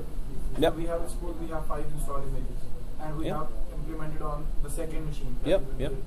It will automatically comes to the 8.1 and highlight that one, or Why would it go automatically to that one? Why? Because we put the file name, image name specifically there. Exactly, that's why. It will take time on the next, right? Just don't, we're not supposed to touch anything. That is waiting. This, I missed something then. Oh yeah, same here. Same here? So we all missed something here. This should not have come. Yeah, this is the thing. That's why I'm saying. Maybe I was thinking maybe it took time to automatically flex this. No, this is not good. But anyway, I'm going to send you all the screenshots. This is not supposed to come at all. Which setting is missed? I have a screenshot and I tested it at home. I didn't have to touch anything. So this, we missed something. I was looking at the screenshot, so I'm going to send you the screenshot. Try it again. It is just something like we have missed one thing. Yeah, missed by that. No, it's just that 200 machines are stopped now. So it's kind of a big thing, but it's a test thing, right? So you test it, you just fill that. So I'm going to send you all the screenshots, and if you do exactly with the screenshots, because I was looking there, so I must have missed something. because this should not come. Is something true in some column. Yes. There must be something true on this. Actually, we can see it now. But guys, do practice this. And where could we have missed it? So where we were giving image name, that's where we missed something. Image name is up there. Credentials. Oh. Image name no, like we have two more. Oh man. In the clients, in the group we have two more. But it might. But there is also some windows available. See, यहाँ पे ये already यहाँ पे इस group के अंदर दो ये तीन और भी हैं इमेजेस. So इससे फर्क नहीं पड़ता. हमारी सेटिंग में कहाँ आपने, क्योंकि मैंने घर में सारा ट्राई किया. वो ये मेरी भी तीसरी सेटिंग थी. आप ये जो सेटिंग कह रहे हैं अभी जब वो बूट होगा, how he gonna choose this image? Oh, same question here. No, where is going to choose because we put a specific image name there. Where? It did not set. Well, let me show Here. you. No, here. What is this setting is going to do? Like this setting. Oh, sorry, this one. Enable this is just- unattended. So this is just going to give it an answer file. Okay, this is going Right. to give the answer file. Yeah. But in this case, like we have in client Windows, we have 3 images now. This one. So Yeah. how it's going to make sure which image I have to take? I'm gonna show you now. That was a setting we did, and you know, I'm sure because I did it and I And where we did map not that make a setting? video for that. So, sorry? And where we map that setting? No, it's in the answer file.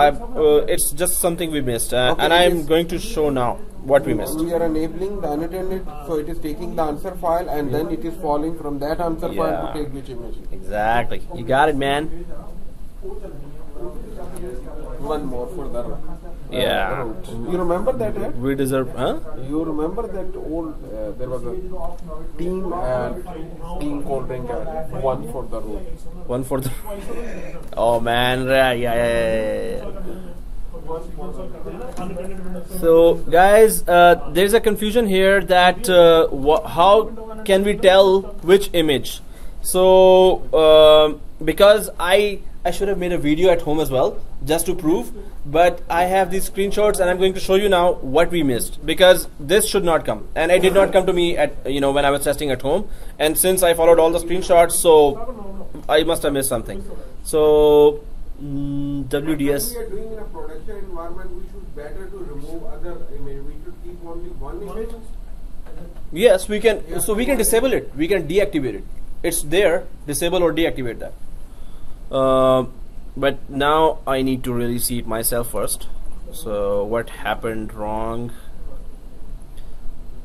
We gave install to an image option somewhere, and that option did not get picked up because so this needs to be investigated further. Dun-dun-dun. Windows deployment services, wherever that is. No, that's the last one. Wherever we configured Windows deployment services, so that option did not do its task. Yeah, this one. So here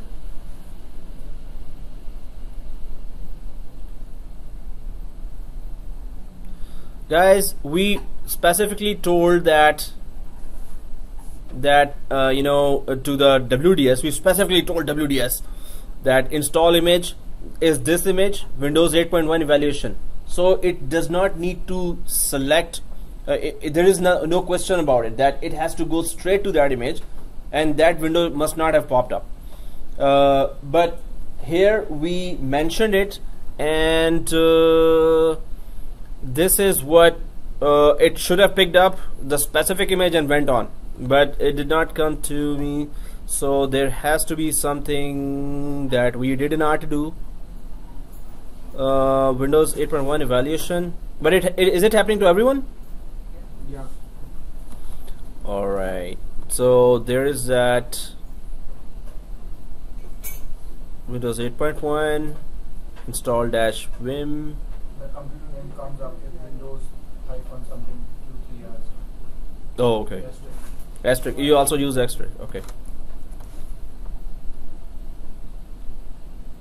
Image selection, install image. Did we select install 2 as well? No. R2, yes, we did that. What did we select in? Oh, it should be here. You know. Install 2. Yeah, exactly right. Disk ID 0, partition 1. Yep. Anyway, this should not have come, and it came. So since we are all going to start the next very long lab now, so let's have samosas before that. Yes. Okay. Is it in production environment before the start going to all the systems? Can start and check with one system? Yeah. If there's no problem. This thing and anything else in large environments, there's a test environment always. So I would check it in a test environment. This would come up. I would then check the whole procedure and again test again. When everything is same or perfect, then I would just start with the production environment. So definitely we should test, and this is our test. But now we get the idea how to use a answer file, right? But here I followed the same screenshots, and this option did not come, so I have to troubleshoot now and come up with that. So guys, we will be it's better to have this troubleshooted together. That option must not appear. What went wrong? So we need to check that, and I'm gonna just email to everyone once I get the solution for that. So let's have a 5-minute break and let's start with the next topic. So we do get the idea of how to use answer file. Most of it worked, but man, you scared me to death right now that samosas are about to finish. I was shocked, like visibly shaken. Yeah. Oh, so where are the? Let's just check back. Oh yeah, done. So apart from that, that's why we had 2 fingers crossed. Huh? Wallpaper? We can change the wallpaper. This is Windows 8 and it is joined to the domain, and we can just log in from any Active Directory account. But that thing I'm going to investigate and then send you a solution. But I also request that you should all do the Google thing and try that again and see what was missing, because this never came before. It's very hard to find that particular error because this is our installation. No, we can always back engineer it, right? So what appeared there, just type that exactly in Google, this appears, and I don't want it. Yeah. And we are sure that somebody had the same issue, and then this is the beauty of Google. Yeah, just back engineer the whole thing. Okay.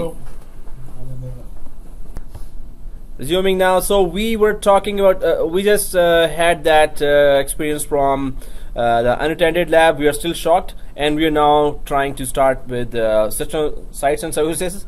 And so we did talk about this last time. Now we intend to finish it and go for some of the topic. So there, sites and services. Again, we talked about the partitions for that, configuration, schema, domain, application, although it's in detail in the previous video. So go ahead and just play that, and goodbye. No, just kidding. So there are 4 partitions here, and partitions are there. So if specific amount of changes happen to specific area, that would be just replicated across either intra-site or inter-site, right? So intra-site is between the branches, and inter-site. Why should I should stay serious for. In the same branch. No, it looks like that. Intra-site between 2 branches, right? So intra-site is within 1 branch, and that's a very interesting YouTube video. So oh, which would you do? Oh, no problem. It's okay. He has interesting video. Interesting. So okay, so we talked about partitions, but the day-to-day tasks happen in domain partition, where then I asked for application partition, an example for that. Okay, while I did not even complete the question, the DNS is one of the examples. I think I should go ahead. Yeah. So just a reminder for that, then multi-master partition. Okay, KCC and ISTG, two main terminologies that were asked in many interviews from me as well, because you know we should always keep on playing interview. So so the thing is that we always get to know a lot of you know, knowledge from, oh, they're gonna ask that. Okay, so we're gonna come to that terminology as well. You need to understand that we talked about pull replication, store and forward, but let's go with examples now and try to know what we are talking about really. So intra-site replication means between two branches across the WAN. No, it is within the branch. Intra-site. So intra-site replication, connection objects for inbound replication to a domain controller. Oh, guys, while we're talking about that, we need a replica DC. Or do you have two domain controllers right now? We have Two DCs. So because then we need to look at the KCC as well, which is knowledge consistency checker, and it is responsible for domain controller communications within the site, right?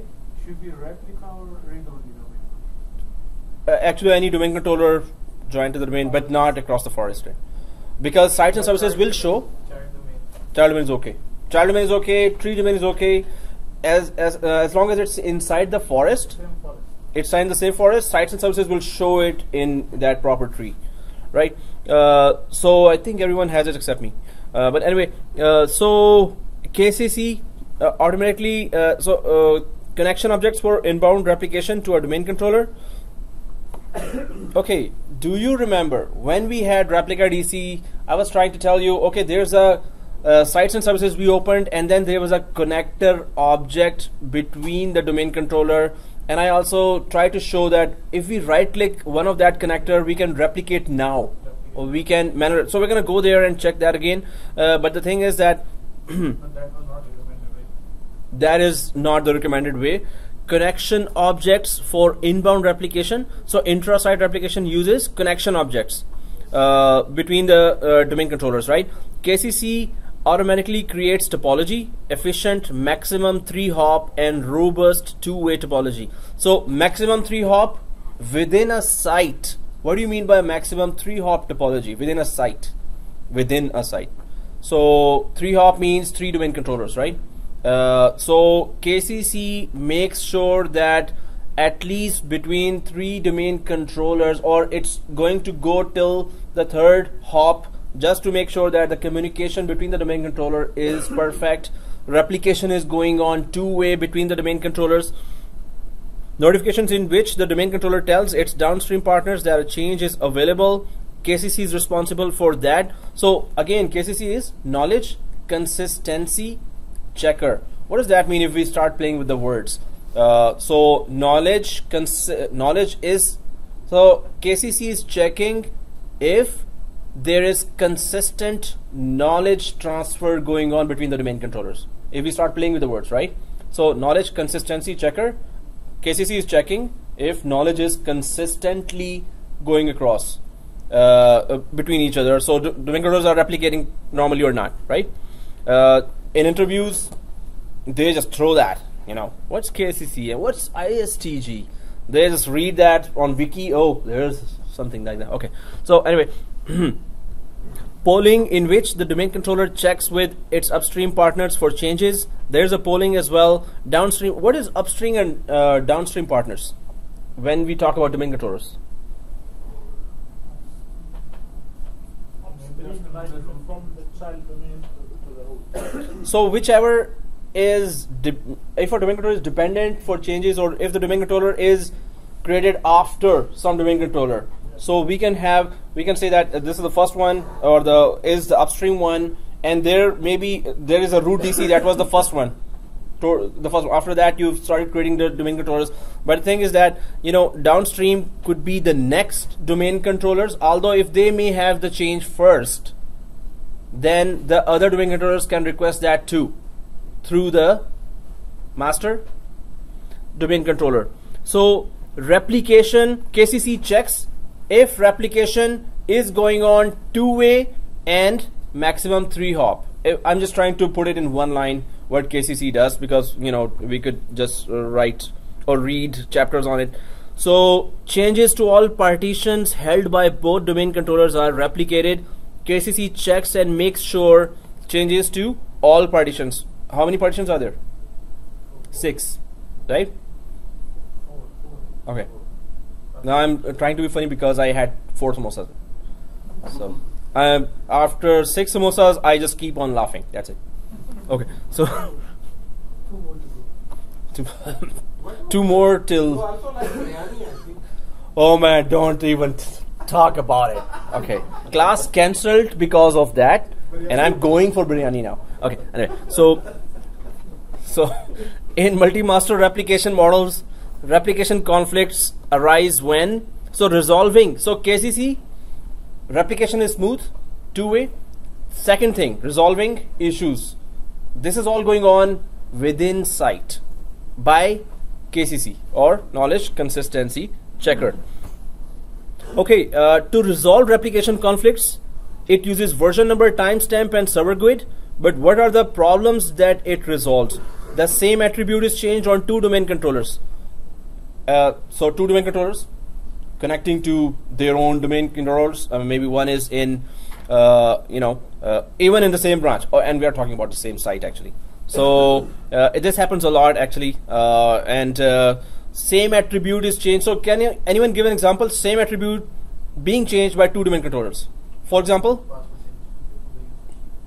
No, password will be changed at one domain controller and it will be replicated to the other. No, we can. No. So 2 domain controllers are connected to 2 different domain controllers within the same site, and they are doing the same. So suppose the ticket came and nobody owned it. You have to own the ticket first to start that, right? But one other administrator said one owned it, the other administrator did not think that anyone owned, and the administrator started just doing the change which was in the ticket. And now 2 domain controllers are being accessed by 2 administrators for the same task. So if this is the case, what kind of attribute change? So Active Directory, double click the user account and then change maybe the department. Okay, that guy just moved from accounts to management department. So both are changing the management department and clicking apply. Suppose the apply was clicked at the same time, or simultaneously they are doing some change. So of course then there has to be a decision maker there that okay, same change request is being sent to other domain controllers, and they're saying, oh, this request is coming from there. No, this request is coming from there as well. So whichever has, either the timestamp based, maybe there's a millisecond of difference, or server GUID, no, changes happen from this server. I will always prefer. Everyone, please prefer the changes. If there's a conflict, if it's coming from this one with this server GUID, just implement that. Or version number is just like as we talked last time that in DNS also there's a version number that the changes as the changes are made, the version number increases, and that's how other domain controllers track those changes, right? If their version number is lesser and the other domain controller version number is higher, the lesser one requests the changes or keeps it to the same version number. Thank God there's lights are still on, otherwise this is too much theory now. That's why I told you Hyper-V. Okay. Yeah.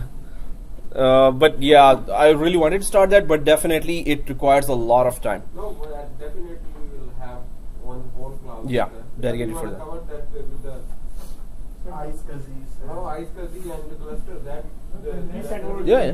vCenter. vCenter? Not vCenter. Hyper-V. Are we going to cover Hyper-V server also? Hyper-V. So that's exactly what we're covering. Like are we talking about the service of Hyper-V in Windows or Hyper-V server? Hyper-V server itself. What is the service of Hyper-V? But you can install the service There are in two school of Windows. thought. Okay. Yeah, role. We're going to install the role, and then we're going to check all the options inside, and then we're going to try the live motion as well. If we can add some more topics to Hyper-V, like Okay. this is the ADK we have added into WDS, and this is very important something regarding job concerns as well. Yeah, sure. So Hyper-V is important. If Oh, you yeah. plan for one lecture, if you can extend it to 1.5 or 2. I will try to do the SCVMM, but if you guys support me, I will try. This is stunt. I call it a big stunt. Suppose I will SC. biryani. Okay, start. You There done. are topics like automatic installation deployment, Hyper-V, so which we can. Yeah, I understand what you're saying exactly. SCVM is a big stunt, but it will take long time. It's just that if you are willing to sit. Yep. The thing which we did today, that is more flexible as compared if we do it with SCCM. Oh man, as with SCCM, it's totally different way. It's a bit easier than this. Yeah. But there's a star sequence there. Here it's answer file, and there are many differences. It's just the whole interface is different, but it's easier and it's on large scale that you can do that. But still, there is MDT you need to Again, add. the Yep. requirement most of the time, like, okay, if someone is supporting Humber network, that is a main requirement. Yeah, it can Yep, be a main yep. requirement. Yep. But where the clients are like less than 100, maybe 50, and they are already installed, there is no new requirement of implementing new labs. They're not going to do that much. Yep. Am I right? Even in bigger environments, if you're not specified to that task, you will never touch it. We will Yep, never touch yep. it. If, let's say, if our interviewer is MCSE and recently he has done MCSE, then he can, Yeah. then he can just like, Man, interviewers just have so many titles and topics here, and they just, okay, tell me this, tell me that, tell me that. Wherever you start losing, you will just, oh, I got him. So many interviews played with me, and so many. did you ever play with the interview?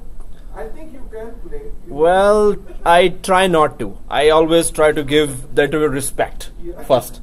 If I know something and I was like, I was about to laugh, and yes, sir, you're right. Yeah. And inside, he doesn't know that. Inside, I'm just thinking like that. God, who's this guy? Oh, the pay is good. Anyway, okay. Yes, sir, you're right. Anyway, so okay, so okay, what's going on here? The black arrows are for domain A topology. Domain B topology is yellow arrows, and schema and configuration are the gray arrows. So how the replication topology is generated? So there is A1, A2, A3, A4, and the black arrows are just following the A's. So domain A topology, right? Then there is B1 and B2 and B3 here. So domain controller is in another domain. So there are two separate domains, but schema and configuration topology is touching every domain controller. So this means that domain A domain controllers are just replicating their own traffic. Domain B domain controllers are replicating their own, but there is schema and configuration that because they are part of the same forest, right? So schema information and configuration information, or partition, schema partition and configuration partition details are always shared with all the domain controllers across the forest, no matter whichever domain they are in. And the application quality, like application. Whichever domain has that particular application. And if suppose you have AD integrated DNS in all the domains, there definitely the information will be replicating them. Like if we have like something only on one domain controller. So it's not going to. That's the benefit here, that other domain controllers do not need to know about that application when they don't even have that application. So anything related to that is unconcerned to that. In Active Directory environment, DHCP you need to authorize from the Active Directory, so it is a part of AD, so that Yep. will be replicated. DHCP, yes, is a separate thing. Suppose, look at this global catalog server. Whichever branch has a global catalog server will only get that update. Whichever branch does not have a global catalog server, there is no replication to. I mean, that branch does not have a global catalog server, so it cannot receive a replication for that. And at least the nodes in this domain will receive about the DHCP. Yeah, exactly. So it's within the branch. Yes, you're right. Okay, RODC, one-way traffic, of course, and we discussed about that already. And the KCC detects that it is an RODC and creates one-way only connection. So it's the KCC that does that. We just click next, finish, and restart. But KCC decides, okay, that's RDC, it's a one-way traffic, and RDC performs replicate single object inbound replication during password changes. So it's just one-way replication, and we need to know that it's KCC that detects that and creates that communication between the domain controllers and informs that, hey, there's RDC in this branch. Sysvol contains, we know that, logon scripts, group policy templates, and GPOs with their content, right? So this is Sysvol. We talked about it. Sysvol replication can take place using FRS in 2003, but DFS replication, DFSR. This was an interview question and I confuse it with DFS. So there's a DFSR and there's a DFS. Totally different things. Between domain controllers, DFSR is taking place. With DFSR service or replication, the domain controllers or Sysvol replication is going on. With DFS, it's a distributed file system for file sharing, exactly. And we're going to do that lab. It's also with high availability, 2 DFSs. So Sysvol replication was handled in 2003 with FRS and with what is FRS? File replication service. And DFS are file replication service, exactly. And DFS is distributed file system, right? So when DFS comes, then we're going to talk about that again. To migrate Sysvol replication from FRS, okay, that's not our concern. That just upgrade the domain functionality or use this command.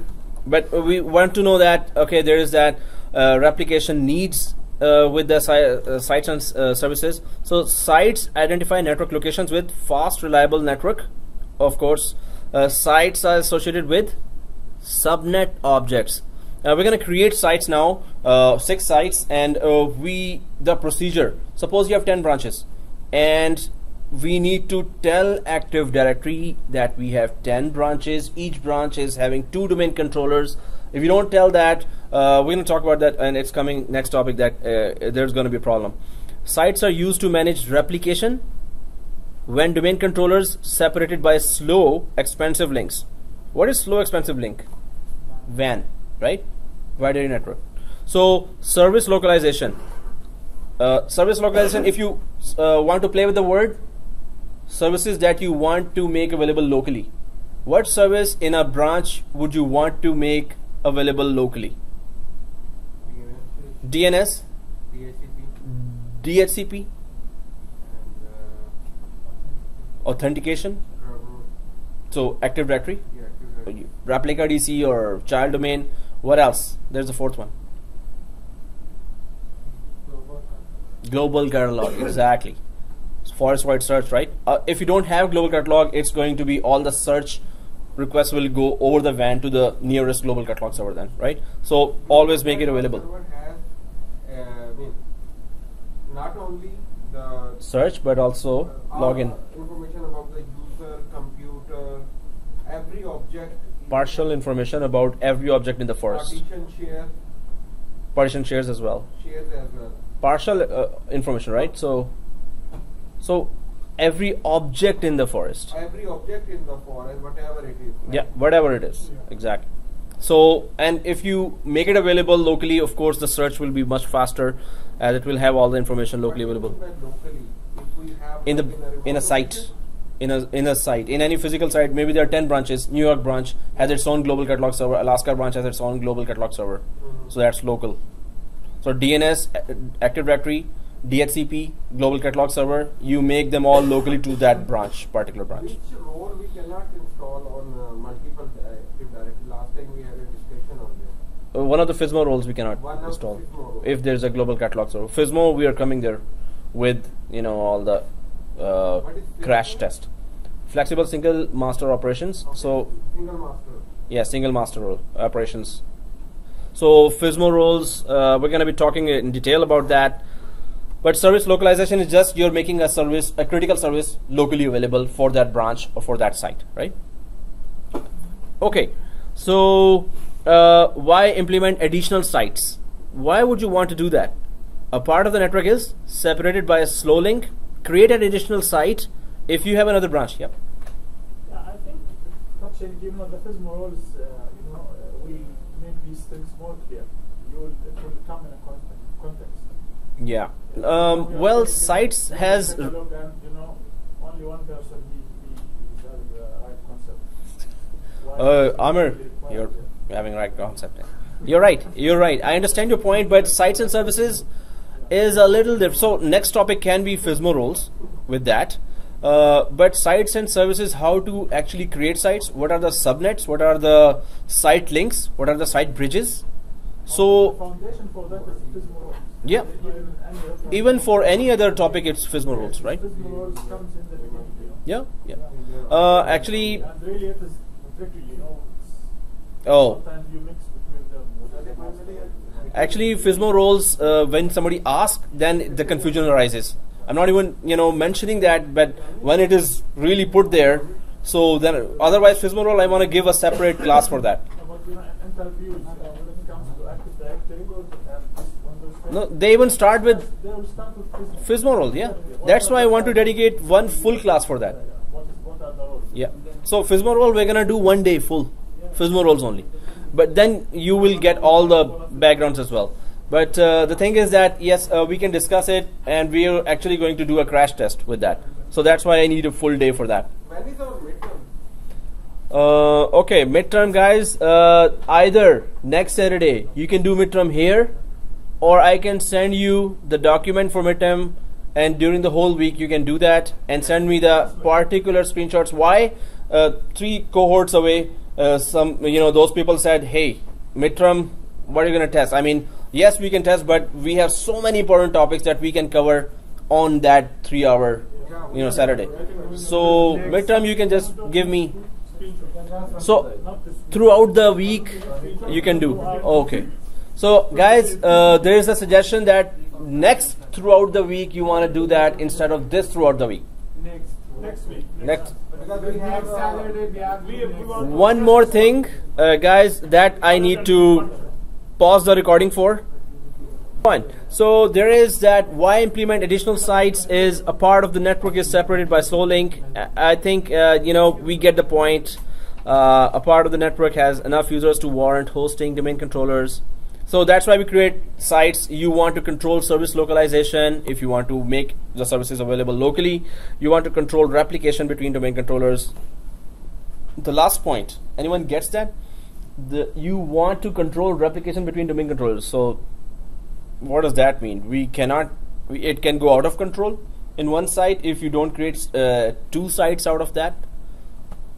Like if there is one site and there is 10,000 users there in one site, like one huge campus, 20,000 users there, and you create 20 or 25 or 35 domain controllers there.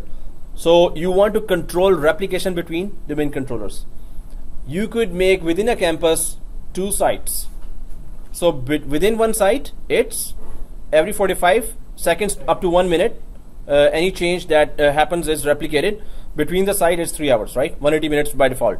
So you can control just like the concept of broadcast domain from Cisco. Oh, gone. Okay. Cool. So He's gone. yeah. So yeah, I was just didn't want to take the Cisco name. Oh, if you're listening to video, man. Okay. Anyway, so you want to control replication between domains. Let's just go ahead and try to know more about how replication works between sites. Replication within sites assumes fast and inexpensive, highly reliable. Come on, give me some point here. Does not compress traffic. So within sites, it does not compress traffic. Very important point. Which means the opposite. Between sites, the traffic is also compressed and sent over the WAN, right? So uses a change notification mechanism. There's a change notification, circulated across the domain controllers within a site. Yep. Oh, okay. It's like okay. Yeah. It's trigger based. Trigger based. If the change, yeah. So it triggers or notifies. Okay, there's a change, or the version number increased as well. So there's that movement. Replication between sites. What happens? Assumes higher cost, limited bandwidth. Of course, it's a WAN connection, and unreliable network links. They are unreliable. Has the ability to compress replication. So that's what we need to know as well. occurs on a configured schedule, of course not all time, and can be configured for immediate and urgent replication. So you want to send between two sites an urgent replication. What do you do? Replicate now. So that's like from command line as well. If you do that again, it says that the replication has been scheduled for a server and cannot do It actually says if it's successful, it says successful. But between sites we haven't tried, but it should do the same thing. If your schedule, exactly, you're right. If your we're gonna check now the schedule thing where it shows 180 minutes. We can just change the schedule anytime between two branches to 1 minute or 5 minutes, even from 180 minutes, right? After 1 minute or 2 minutes, it's gonna just send the whole thing, right? So okay, let's just go ahead. What is the inter-site topology? Generator or ISTG defines the replication between the sites. So KCC within the site, ISTG between the sites, right? ISTG is inter-site topology generator. So the topology generator means what? How are we connected with the domain controllers? And how many domain controllers are there? What kind of links we have? There's a site link we're going to be talking about. In fact, I should start the that lab where it's going to mention that. So ISTG replication happens between two DCs on different sites. Then on different sites. DC's responsibility is to replicate over the domain controller. Exactly. Oh, and one more thing. There is a bridgehead server. Bridgehead server's sole responsibility is, so first of all, if there are 3 domain controllers, they poll together and one of them becomes a bridgehead server. The responsibility is to store all the changes for if it is 180 minutes configured to send replication between two sites, then bridgehead server is responsible to send that replication across WAN, and the other side bridgehead server is supposed to receive that and send its own replication between, so till 180 minutes whatever was there, so it will use store and forward way for that. So it's storing and then forwarding for the 3 hours all the changes to the second. So bridgehead server is just responsible for sending replication across the sites. There are some tools that will show you in real time what's going on, because it will visualize the entire topology and what's going on exactly. We can see that. So yeah, rep admin is one, but there are SolarWind tools as well from the third party. There's a company. There are many other tools. Like an Active Directory, it will show you the entire topology and even the flow of traffic. Yeah. Within Active Directory? Yeah. It is from Microsoft, but we can just name it. You know any tools that? Quest, Spotlight on Active Directory. Oh, but it's from the it's a third party tool, right? Yeah. But definitely. Yeah, you were saying? Showing? The thing I was saying, if you go and Okay. replicate now, it's one or more of these Active Directory domain services connection between domain controllers in different sites. Oh, okay. ADDS will attempt to replicate access this connection At the proper schedule. Oh, okay. Can you take the screenshot of it as well? So then, thanks for pointing that out. That's something we need to know. So, okay, optimizing domain controller coverage in multiple sites. Domain controllers register SRV. Anyone knows what's an SRV record? Service location. So the clients locate the services in wherever that is, which domain controller is offering that service and where exactly, right? And showing here the picture. GC. So if we go to the DNS and then we go to to the subfolders here in the sites, London HQ or Toronto HQ, there is that SRV records or service location records are available, and they are showing that GC or the global catalog services on, suppose, London SVR2 server, Kerberos is on SVR2 as well, and if there were multiple domain controllers, they would all show there. If you have installed GC, then it will show there that which domain controller has the global catalog server role. So, well, that's a long detail that how client computers locate domain controllers within sites. New client queries for all domain controllers. Client attempts LDAP ping to ping all domain controllers. first domain controller responds and tells the client, hey, you're on the wrong branch, go to New York, you New Yorkers. Oh, so that's, domain controllers just redirect the clients to the right domain controller. But this is, I have to send previous slides as well as this one, so I'm just going to send that. You can just read, because this is like a book now. Site links. Within a site link, a connection object can be created between any two domain controllers. We're going to create it now. The default site link is not always appropriate given your network topology. So we're going to create 6 branches.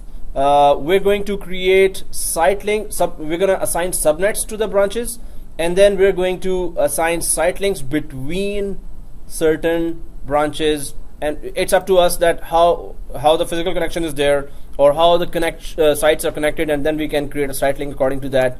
And we can even configure the cost and timing of replication on the site links. Maybe there's a very good connection between 2 branches and there's a very nasty connection between the other branch. So you could actually put the cost there, to which site to prioritize. Just like in Cisco, you have that, according to the, Usually the site, is created when you have a DC of that site. Assume that you have a DC in like a remote location. It's like another headquarter or another big branch. As it has the network has a different subnet. Then you define a subnet there. So how you are going to do it if we don't have the time to set up? No, actually, this is all make-believe. So 6 sites, it lets us create everything actually. And the steps to do the actual production one are the same. So it doesn't detect that. But we're going to create site, then we're going to assign subnets, then we're going to create site links as well. All imaginary. I mean, like, we're going to do that, and Active Directory will let us do that as well. It just does not exist. But that's a strange thing. But Active Directory will then consider that as a topology. So site link bridging enables ISTG to create connection objects between site links. Seriously. Okay. Allows disabling of transitivity. Okay, let's just do the lab. And I'm going to come back here and then I'm going to resume from here. But what are we talking about till now? Beside the samosas and the midterm. So it's if we go and open this Active Directory sites and services. So let's go there if anyone has the energy to still follow. This is Active Directory sites and services on the domain controller. Hey, everyone is energized, right? Okay, Yes. wrong. Yeah. It's like, yes.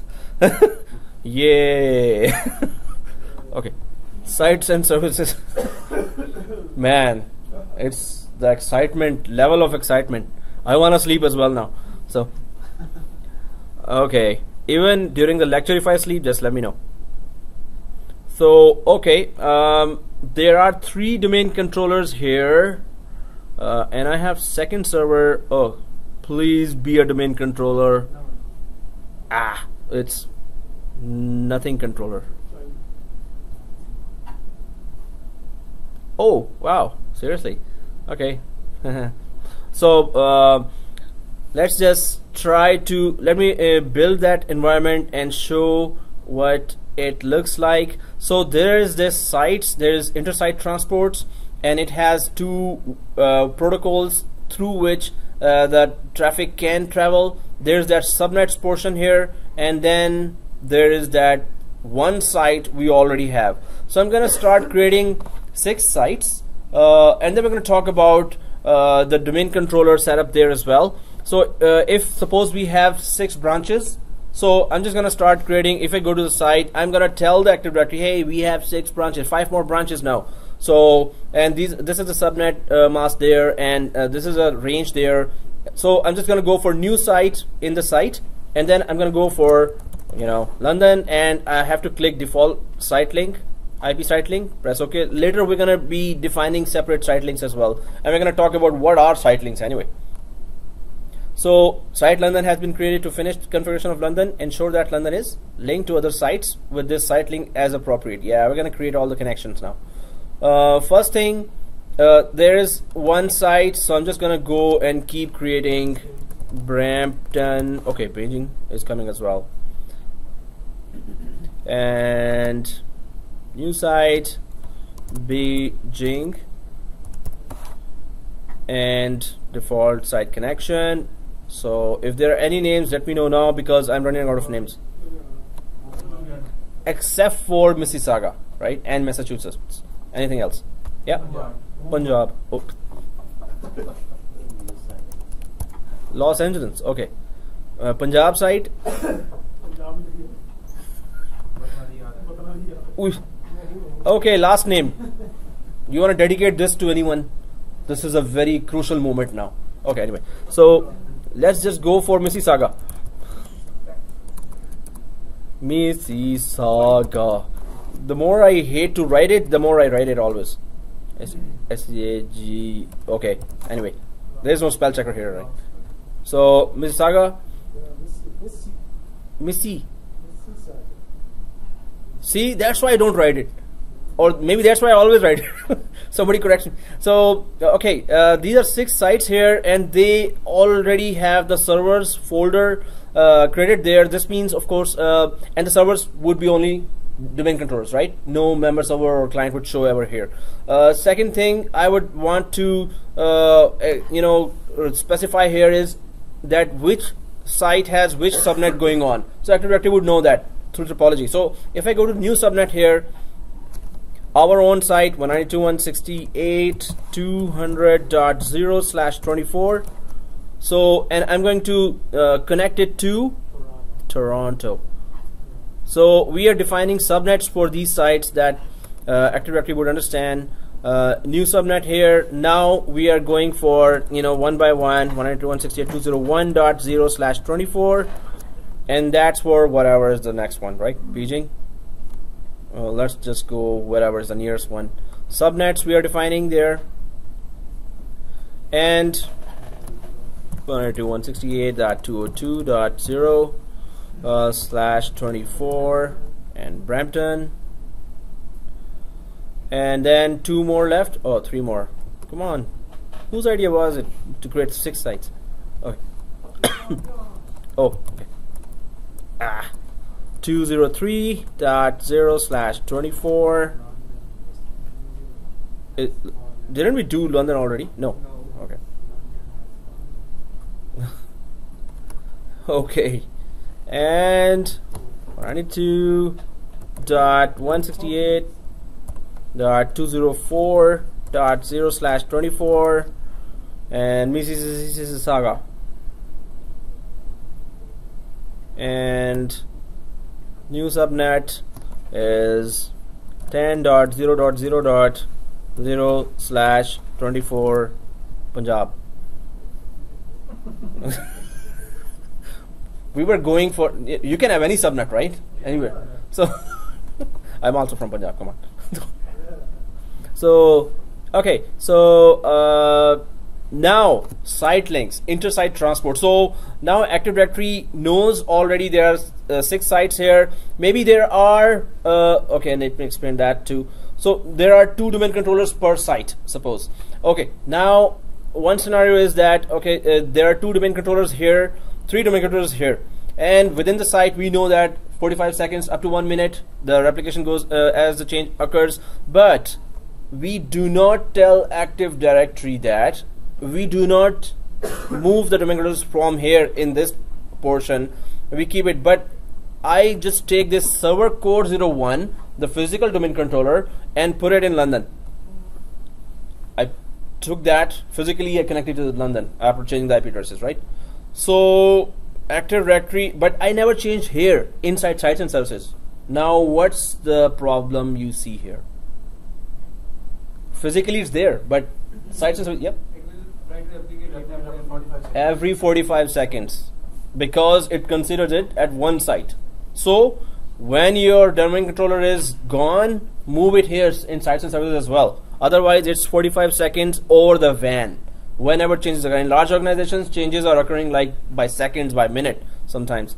So you're sending a huge traffic there, so definitely, and physically it's there, so I'm just gonna drag it there and it's gonna say, oh, that's gonna do this, yeah, so yeah, whatever.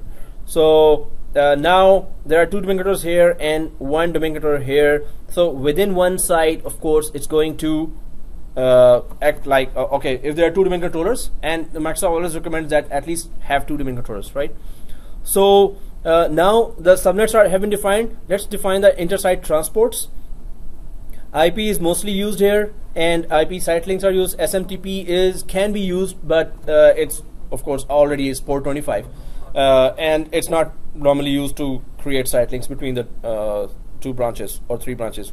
But when we create site links, okay, if I go to IP based site links and go for new site link here, now you can see 6 branches showing here. I know that between Toronto and London, Canadian London or Ontario London, there is very good connection. So Toronto dash London dash Toronto. So if I just name this like this and press control and just add these 2, so I know that okay, it's two-way, very good link there, and I put it this site link like this. If I double click that site link, there's that cost that I can give, that hey, prefer this route. If there's a lower cost, of course that route will be preferred, and there's your 180 minutes. So we can just change that, right, to 90 minutes or 60 minutes, up to you. But this is how domain controllers will replicate across the branch if this replication is touched or changed. But let's create now that link between. So there is that Toronto London, and now we go for London Brampton London.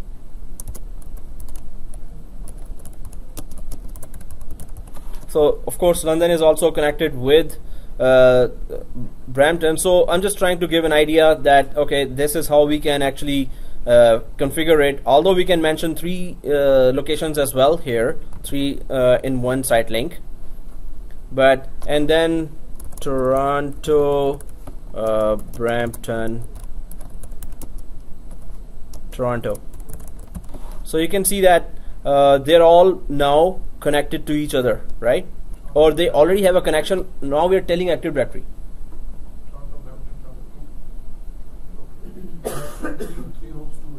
Yeah. So London, Brampton, London, Toronto, Brampton, Toronto, Toronto, London, Toronto. So it's a 3-way, right? So every branch is connected to every other branch, right? So then there is that cost and there is that replication interval. So we can actually then play with the cost here and say that London, Brampton, London has much better connection than London, Toronto, London. So we can just put it as whatever is lower, so 90, and the cost is here as 90, and then so it's just going from London, Brampton, and we can just create that here, right? Isn't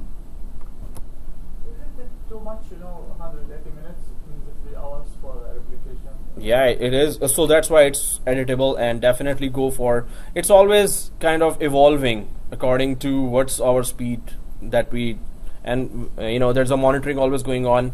The speed was on peak at those hours, so keep it less than. And yes, it could be 60 minutes. It could be even 10 minutes. But yeah, if it's a small branch, it doesn't matter. Small branches also, some small companies also can afford a very good equipment, so they could just go for very frequent updates. So these are the 3 branches here. If we just create those and just name those,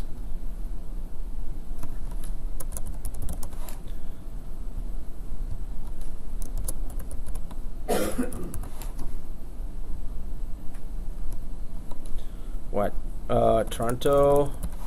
So there's a cost here. This is becoming more of a inter branch, but site link you can give a cost. Site link you can give, and we gave the cost between London Brampton as 90.